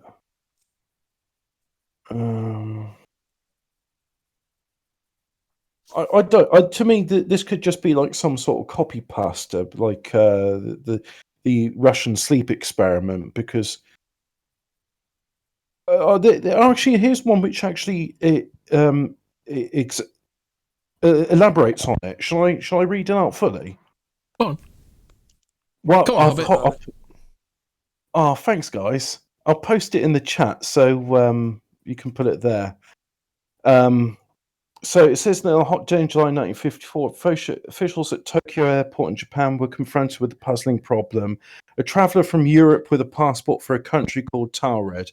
As the traveller looked European, not Japanese, claimed his country was in Europe, encouraged money from several European countries, the airport officials felt they had to be a simple explanation for why they didn't know the country on the official-looking passport. So they pulled the traveller into a room and started to make inquiries. As they tried to locate information on Taured, the traveller started to become angry. He stated this was the third trip this year to Japan for his company, and that he'd been making such trips for the past 5 years. Therefore, he couldn't understand what the delay could be with approving his trip. But the company he claimed to be coming to visit said they didn't know who he was, and the officials could find no proof of the existence of the company he came to work for. There's no mention of the man's name or the company or anything like that. Nor did the hotel he claimed to have reservations with know who he was. No mention of the hotel. He could speak Japanese well, along with other languages, which was seemingly further proof of his previous contact with Japan. He spoke French natively, and was generally shocked that he could not find a country on a world map presented to him. He stated that his country was located where the map showed the Principality of Andorra, along with some parts of France and Spain, and that Taured had existed for almost 1,000 years. So it should have been on the map. Okay. Not surprisingly, he soon demanded to talk to the government officials to clear the matter up. Since he couldn't be detained in the airport's room forever, the airport authorities arranged for a room for the man at a nearby hotel so he could wait while the matter was being handled. 2 immigration officials were set to guard the room. The unknown traveller was not to leave until authorities had made a decision on the whole problem. He was served dinner in his room and soon went to sleep. It had been a long, perplexing day for him after all. The door to the room was guarded all night. The strange man was gone when they checked in the morning. The only other exit from the room was a ledgeless window high above a busy street. The traveller was gone, never to be heard from again, which solved the immediate problem for the officials but left a large one for the world. Who was the man from Taured? Taured? I don't know. It doesn't really sound like a European country. Did he come from an alternative dimension, as some have guessed? As many websites pondering this event pointed out, the initial reports of the matter comes from Colin Wilson's book, The Directory of Possibilities, published well before the internet was a thing. So this is not some mere internet story, but a genuine paranormal mystery that may never be solved. Possibly possible. Whilst it's true that the strange event of the man from Taured was the first published before the internet was a major factor in paranormal myth-making, it is not necessarily true that simply being published before the internet proves the event ever happened. As a matter of fact, most sites are referencing the previous printed existence of the account, and both Wilson's Directory of Possibilities and later in Tom Steeman's Strange But True, Mysteries and Bizarre People, fail to actually state exactly what these two books reported on the matter. So let's clear that up now. The Directory of Possibilities was first published in 1981, 27 years after the 1954 event would have happened, and is essentially a collection of short articles and varying claim types of paranormal events. Though the volume was edited by Colin Wilson, the entry that concerns us here, Appearing People, But that was story. written by... That story kind of reminds me of 12 Monkeys. You remember when Bruce Willis is locked up and then they suck him back through time, don't they? Oh, I have real trouble watching Terry Gilliam films. Like, I remember being like Brazil was quite good, but I just get a headache watching it. Even Time Bandit. Duke says you're missing a trick by not having Lace and Miri, especially Dragon Edge, on here to give their takes on this stuff. That'll be a 4-hour show. But halfway through this better explanation of it, this would be a 12-hour long show easily. And regarding the incident, Man from Tower is just one sentence long. And in 1954, a passport check in Japan is alleged to have produced a man with papers issued by a nation of Taured. As you can see, it's not the story above. Begg gave no sources for his article. Tom Seaman's book, Strange But True, Mysteries and Bizarre Peoples, published in 1999. Given the time between the two printings of the story, you might expect some further information had been required, but Steaman covers the story in just one paragraph. There have been many reports of visitors from other planets dropping in on Earth. In 1954, the Japanese authorities detained a man trying to enter the country with a passport that revealed he was from an unheard of country named Taured. A thorough check was made by the customs officials to see if there was such a place anywhere on Earth, but they drew a blank. The stranger refused to throw light on the whereabouts of the mysterious nation of Taured and quickly left Japan. The additional information that the strange offered no... Well, he that didn't. The strange offered He no, didn't quickly. Eventually, the man was held by officers as they were suspicious he might be some kind of criminal. They brought him to a nearby hotel for the night whilst they conducted their investigation. To ensure the man did not escape during the night, 2 guards were placed outside his room. The next morning, when officers went to the man's room, they realised he had simply vanished as there were no signs of his escape. Additionally, all of his personal documents, which may serve as evidence for the story's validity, had apparently disappeared as well. Yeah, it's a bit of a head scratcher, this one. Yeah. So they think, so in this article I'm reading here that Nordic Nightmare sent me, one of the most notable explanations for this incident is the man from Tower had somehow passed through a parallel dimension by accident and ended up in Haneda Airport. Also suggested that it could be a parallel Earth similar to ours, but except that Andorra is called Taured over there. Another suggestion is the man was a time traveller from the future, though this interpretation is arguably more problematic than the one supposed interdimensional travel. The thing which to me says it's bullshit, and this is just purely good. I mean, it could be just from an alternate timeline where the European languages became very different, but there's no European country which ends in ED. Is somebody going to prove me wrong and just say, oh yeah, but you forgot about Albania, Ed, or Poland, Ed?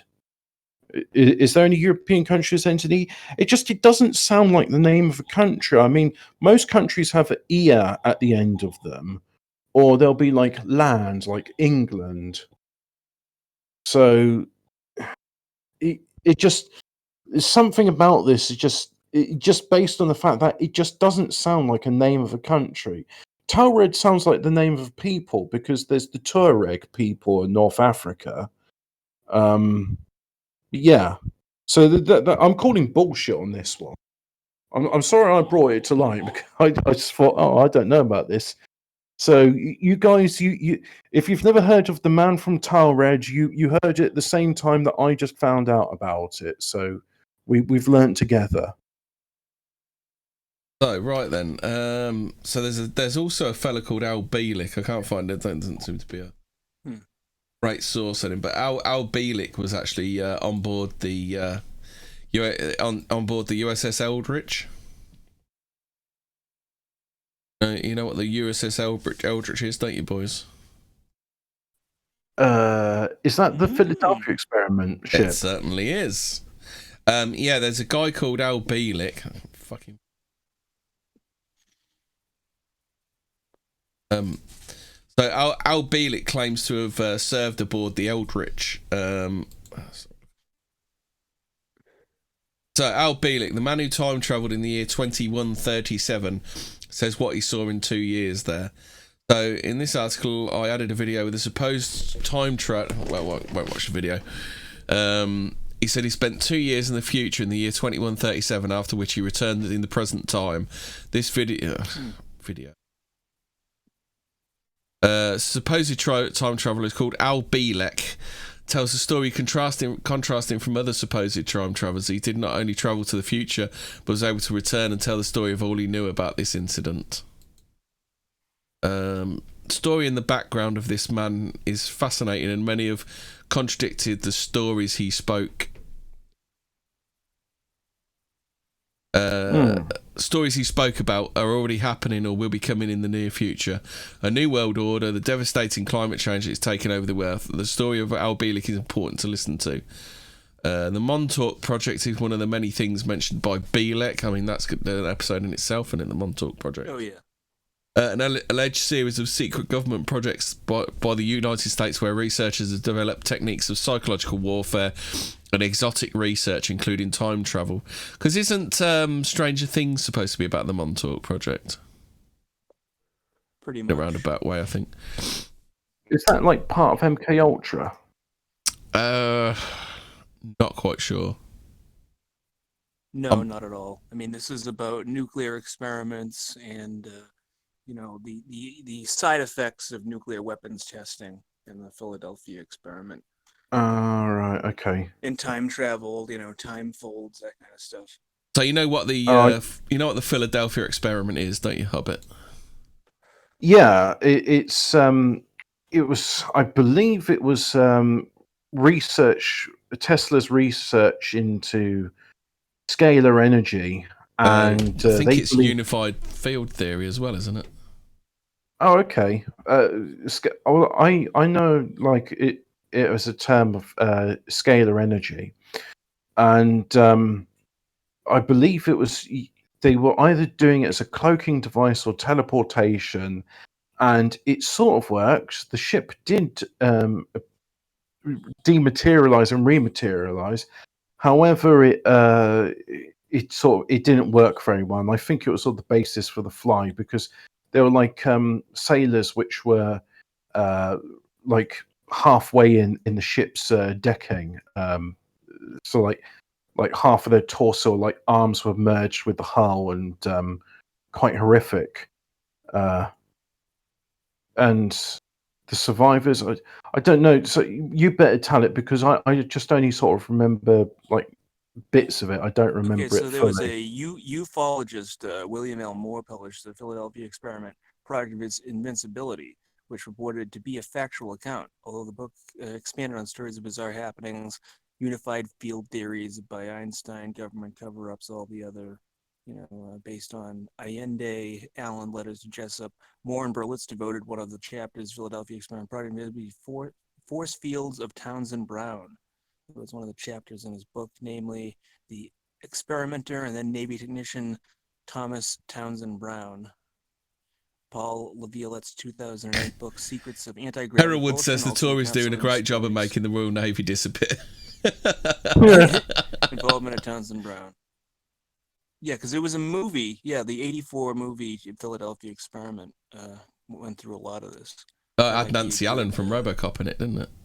Yeah, might be a good movie night, or a, Yeah. Oh, I tell you, if we watch that, what's that film like? They're doing like a Mars landing, but it's actually all fake, and then the actors in Capricorn One. That's the one, yeah.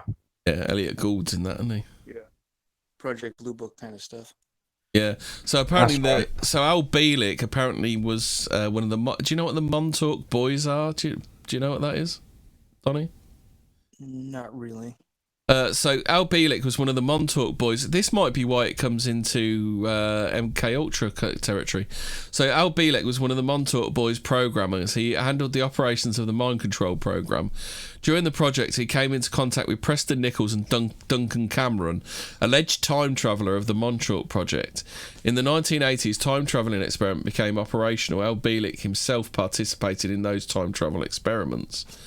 Time traveller Al Bielek had forgotten the memories of the projects, but he recovered the fragmented memories of the project in 1989 on watching 1984 movie The Philadelphia Experiment.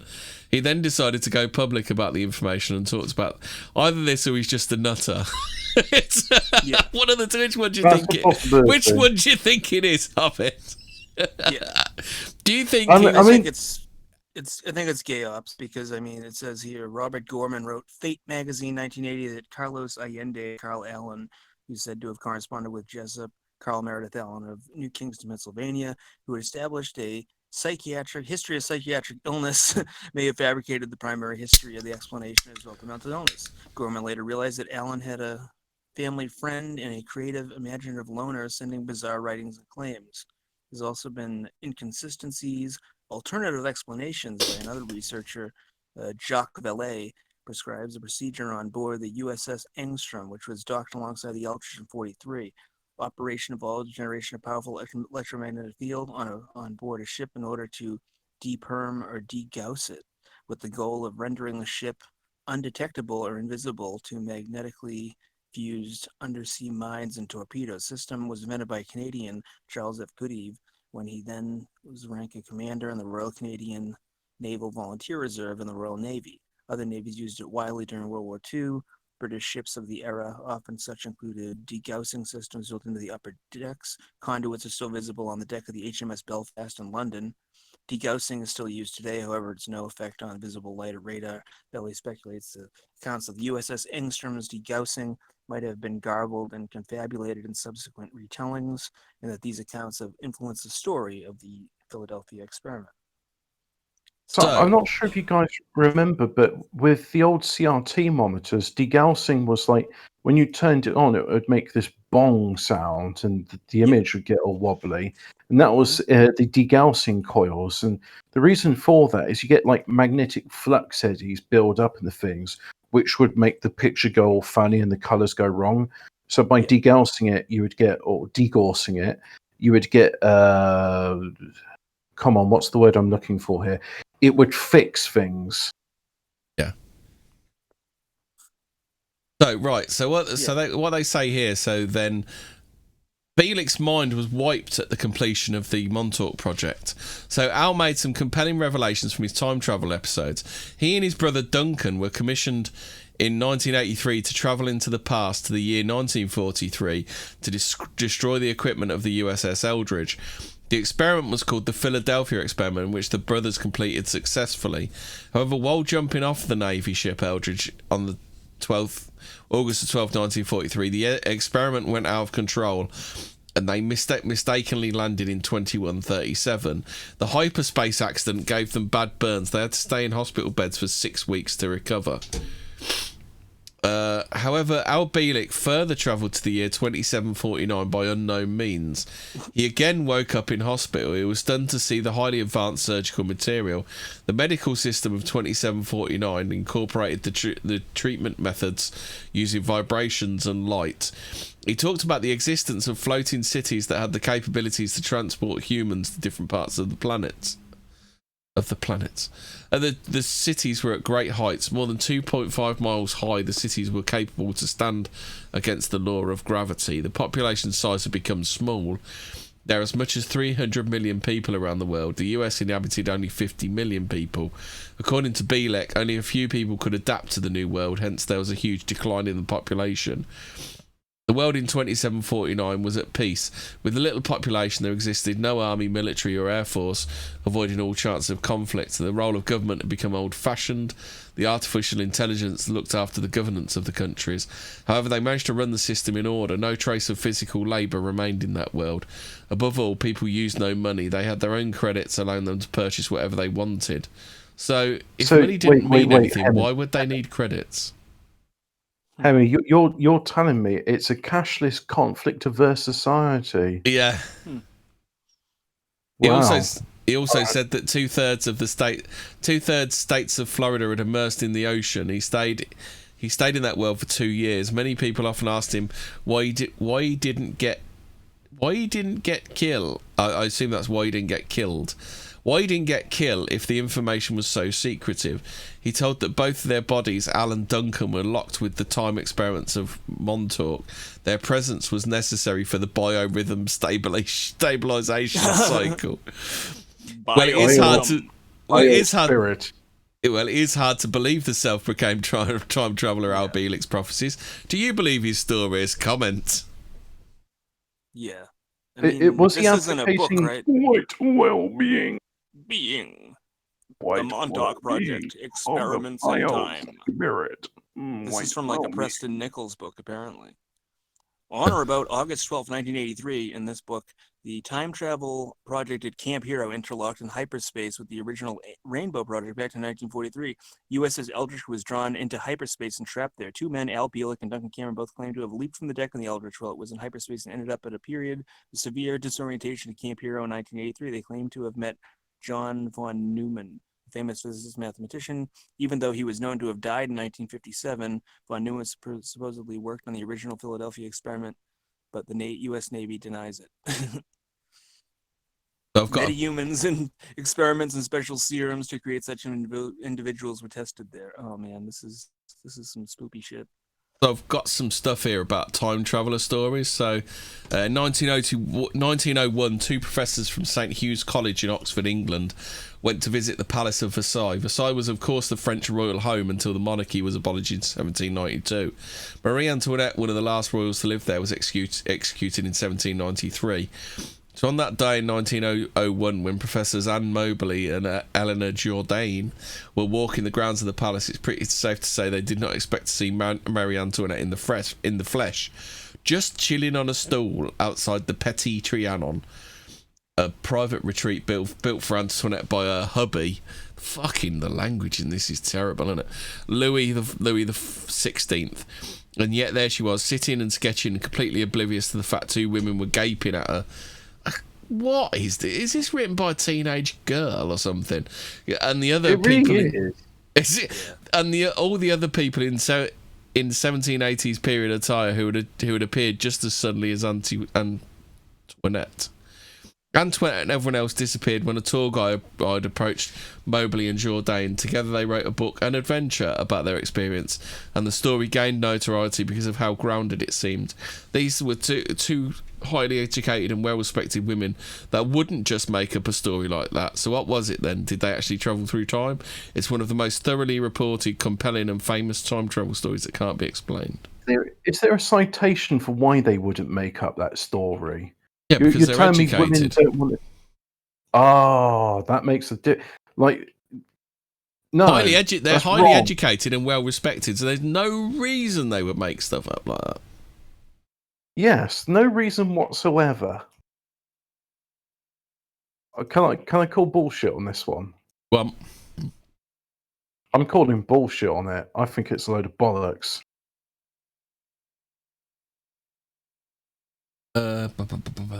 So Air Marshal. So this one's about this one's called Pilot Sees a Futuristic Plane. Air Marshal Sir Robert Victor Goddard was sent to inspect an abandoned airfield in Edinburgh in 1935. It was dilapidated, of which he made note. He got back in his plane and took off, but heavy rain and low visibility prevented him from going too far. So he turned around and headed back to the airfield to wait out the storm. As he approached the landing strip, something strange happened. The clouds cleared, sun shone brightly, and he saw that the previously abandoned land was now bustling with mechanics in blue jumpsuits.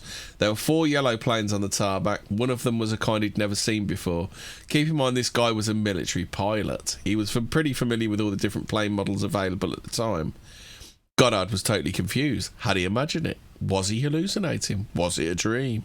It couldn't be real, certainly, but 4 years later, he was sent back to the airfield. Far from being abandoned, it was now in full use, complete with blue jumpsuit wearing mechanics and yellow planes. And sitting on the runway was the plane he couldn't identify in 1935, a Miles Magister. The Magister was the first manufactured in 1938, 3 years after Goddard initially saw it. Goddard's story is convincing because he wasn't even trying to travel through time. Something unexplainable just happened to him. Yeah. Think to that one. Yeah. I've heard of that one before. Mm. I'm sorry, I'm getting like my incredulity bias is getting stronger. So now I'm just like, you could even like show me like incontrovertible evidence, and I'll still say, yeah, it's a load of bollocks in it. I've just got to that point now. I've just got to the point now where I'm like, I hate all these people. They're all telling lies. I hate them. They're liars. They're scum. What's going on, guys? What are they saying in my telegram?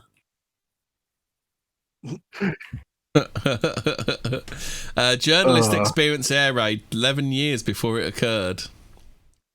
Journalist J. Bernard Hutton and photographer Joachim Brandt. Joachim, that's an interesting name, isn't it? Is that written Joachim? Joachim. Joachim Oh Brandt. yeah. Joachim. Was sent by a German newspaper to do a story on the Hamburg shipyard in 1932. It was an uneventful visit until the bombs began raining down on them. Hutton and Brandt realised they were caught in the middle of an air raid and hightailed it out of there. But not before snapping some photographs. When they got... Jesus Christ, who wrote this? For fuck. Who even talks like that? We hightailed it out of there, and we snapped some photographs. When they got back to the centre of Hamburg, no one believed their story. I don't believe this story because it's written so badly. They developed photos they took intending to prove everyone they weren't crazy. In fact, they proved the opposite. Photos showed no signs of an air raid. But 11 years later, it's actually it's a clever camouflage by making it all appear like some teenage girl that was bored wrote it one day, and that English isn't their first language. You immediately discount the story, so you'll never get to the truth of it because for some reason truth needs to be really confusing and badly written. I want PPP's take on this. PPP's good stuff about that. He says, "My God is not the God of confusion. The truth is simple," and he's right. He is right. 11 years later, Hutton was living in London when he opened up a newspaper and nearly spit his coffee across the desk. There was a story about Operation Gomorrah, an air raid on Hamburg. The accompanying photos looked exactly like what he experienced in 1932. So much, he spit his coffee across the desk. Verdammt. Yeah. Green Children of Woolpit. Oh, go on then, Hobbit. Do you want to finish off on that? I was just going to say random German words. Oh, were you? Okay. How about the Green Children of Woolpit? Woolpit in Norfolk. I think it's in Norfolk anyway. This isn't. Have we done this is children? Yeah, we did. Strange Visitors. Do you remember that? Yeah. Well, I don't see how this is time travel because they said they came from somewhere else. So that was that time travel. Well, I think it's like the guy in Talrent. I know where this is tying in, right? So basically, these people that they've travelled from other worlds or other timelines, as I said, because there's another timeline where apparently a country between where we might say Andorra or Basque is called Talred, which I find improbable just on the fact that it doesn't conform to any European naming conventions that I know of. European and standard. It doesn't conform. No, it doesn't conform to the European standards of what a fucking country is called. Because even like the Hungarians with their weird language, which isn't unlike any other, even It's they Finno-Ugric, don't. Yeah, even they don't have that. I mean, Finland, Hungary, and I think they call themselves. They call themselves the Magyars, and I don't know what Finland calls themselves, but I think they just call themselves Finns. Suomi, yeah, they call them Suomi. Suomi, yeah. Well, there you go. Talred it doesn't sound European. You'd have to run it through Basque or run it through something else like that. Yeah. So, I mean, like these people that are from other places, I think that's these people. These people. They're very good at talking, not very good at writing, but very good at talking. Oh dear, we're terrible. So Woolpit. I'm not. Well, just a quick one. 2 green kids. One died. One survived. Said eventually she go learns English. Say they're from St Martin's Land, and they were taken there by a whirlwind, which doesn't sound like time travel to me. Sounds like bullshit. See? Yeah. They're lying to you. See? This isn't real. Charlotte Warburton travels through time without even realising it. In 1968, Charlotte Warburton entered a cafe she'd never seen before. Nothing seemed amiss, but when she tried to go back a few days later, it had vanished. Charlotte later learned that it was in fact the cafe in that spot many years ago. It had been replaced by a supermarket long before Charlotte claims to have walked in and visited it.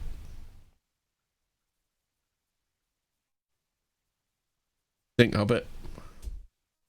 Are you as incredulous as I am, or is it just me? She's obviously she might be lying because we don't know that she's highly educated and well respected. She hasn't got any letters after her name. Yeah.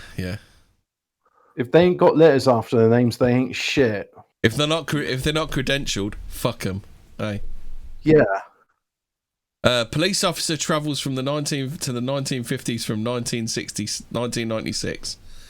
In 1996, a police officer and his wife were shopping in Liverpool, so it actually had nothing to do with the fact he was a police officer, did it? No. His wife went into a bookshop while he took off for a CD store down the street.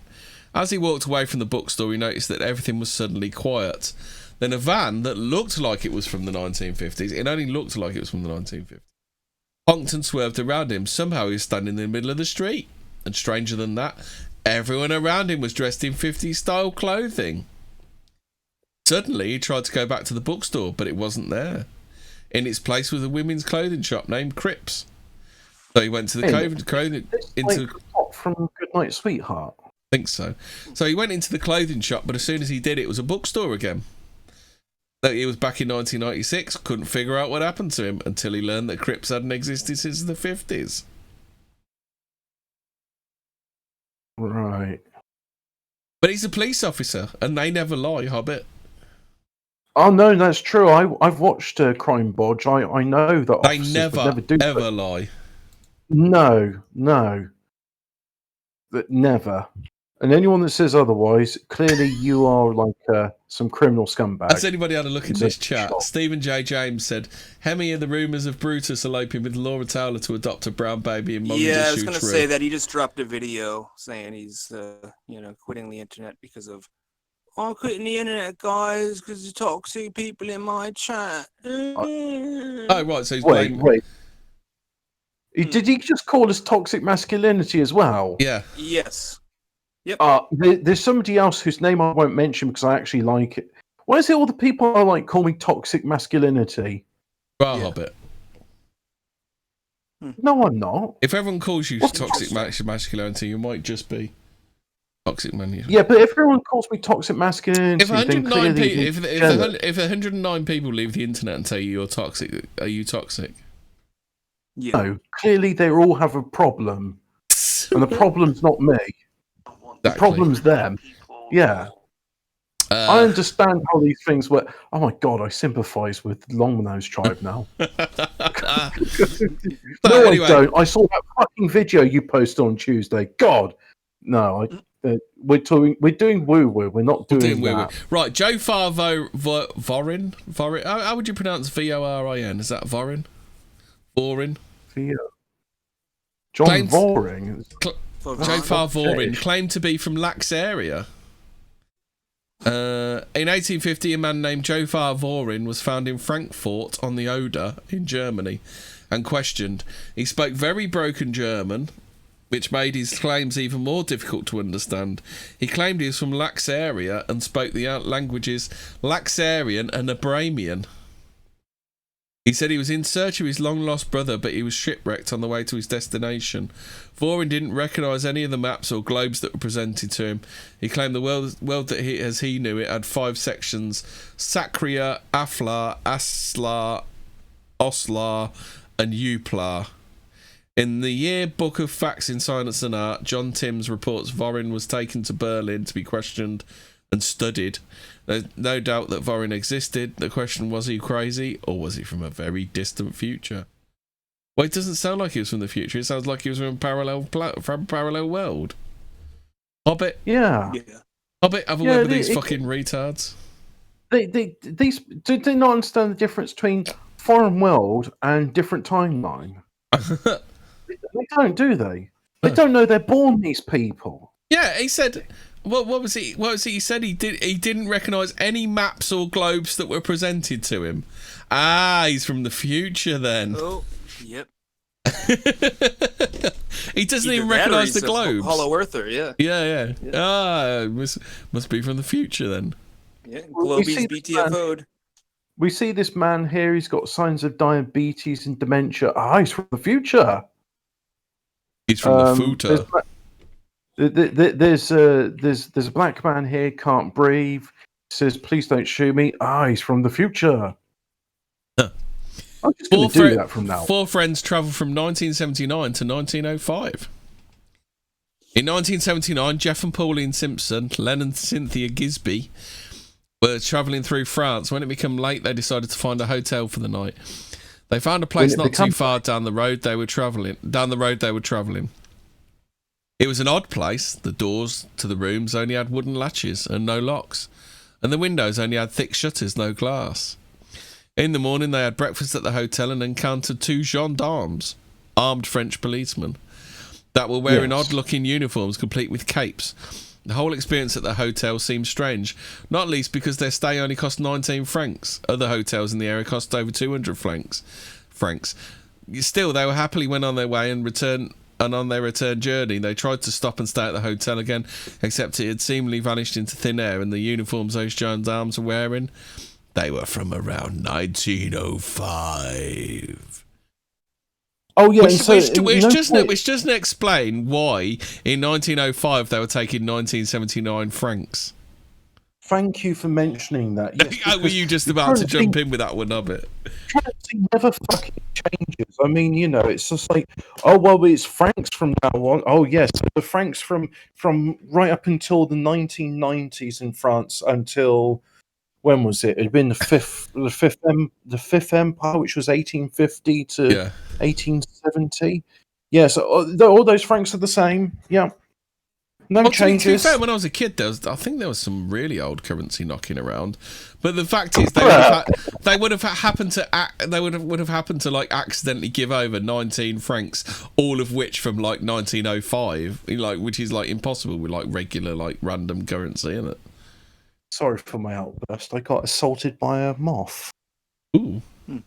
It just came into my room without my consent and just started like flapping against me, bashing into me. Bastard. So what we've got here, a 20th century doctor finds himself in the 1800s. In 1935, Dr. E.G. Moon was leaving the residence of one of his patients in Kent, England, when he realised his car was not where he'd left it. Both the driveway and the road seemed a lot rougher than he remembered. Dr. Moon spotted a man walking by the house and realised the man was wearing several capes and a top hat and carrying a long-barreled gun. To Moon, it looked like he was from the 19th century, not the 20th. Dr. Moon turned to go back in the house, and when he did, he saw the driveway was paved again, and his car was once again parked in it. He turned back towards the road to look for the man, but he had vanished. Let's have some sort of music in the background whilst we're doing this. Yeah. Or just like, oh, maybe I should fire up the old synth, but no, because then I'd have to figure out a way to make it work, and I'm not doing it. Oh, we've done our 2 hours. Are we about done? Yep. Can I just say something in conclusion to all of this? I mean, the reason I asked Hemi, like, can we do a spooky show? And Hemi was like, yeah, I'm up for doing a spooky show. No, sorry, I'm getting that wrong. you said you wanted to do a spooky show and you're asking for people to do it. Yeah. And I said, I definitely do it because I'm very open-minded and, you know, I do dowsing. I go to Has Stone Ian changed you, Circle. has he? Show me on the doll where Ian broke your No, sense of wonder. It's not Ian. It's just the fact that when you get presented with all this bullshit, you just go, I don't believe any of it. And so now even like the stuff which I've done myself, like faith healing and dowsing, that will probably stop working now because I'm convinced. Who is it said it? I think it was Rudyard Kipling says magic doesn't exist for those who don't believe in it. And it's going to get to a point now where I'm just like seeing all this obvious bullshit, don't believe any of it, and then it's like, oh, magic doesn't work for me anymore. Modernity has broken your sense of wonder. You could say the magic is gone in a lot of cases. Yeah, the modernity has abused me of my magic and wonder. And I believe for the phrase is disabused. Mm-hmm. No, it has abused me.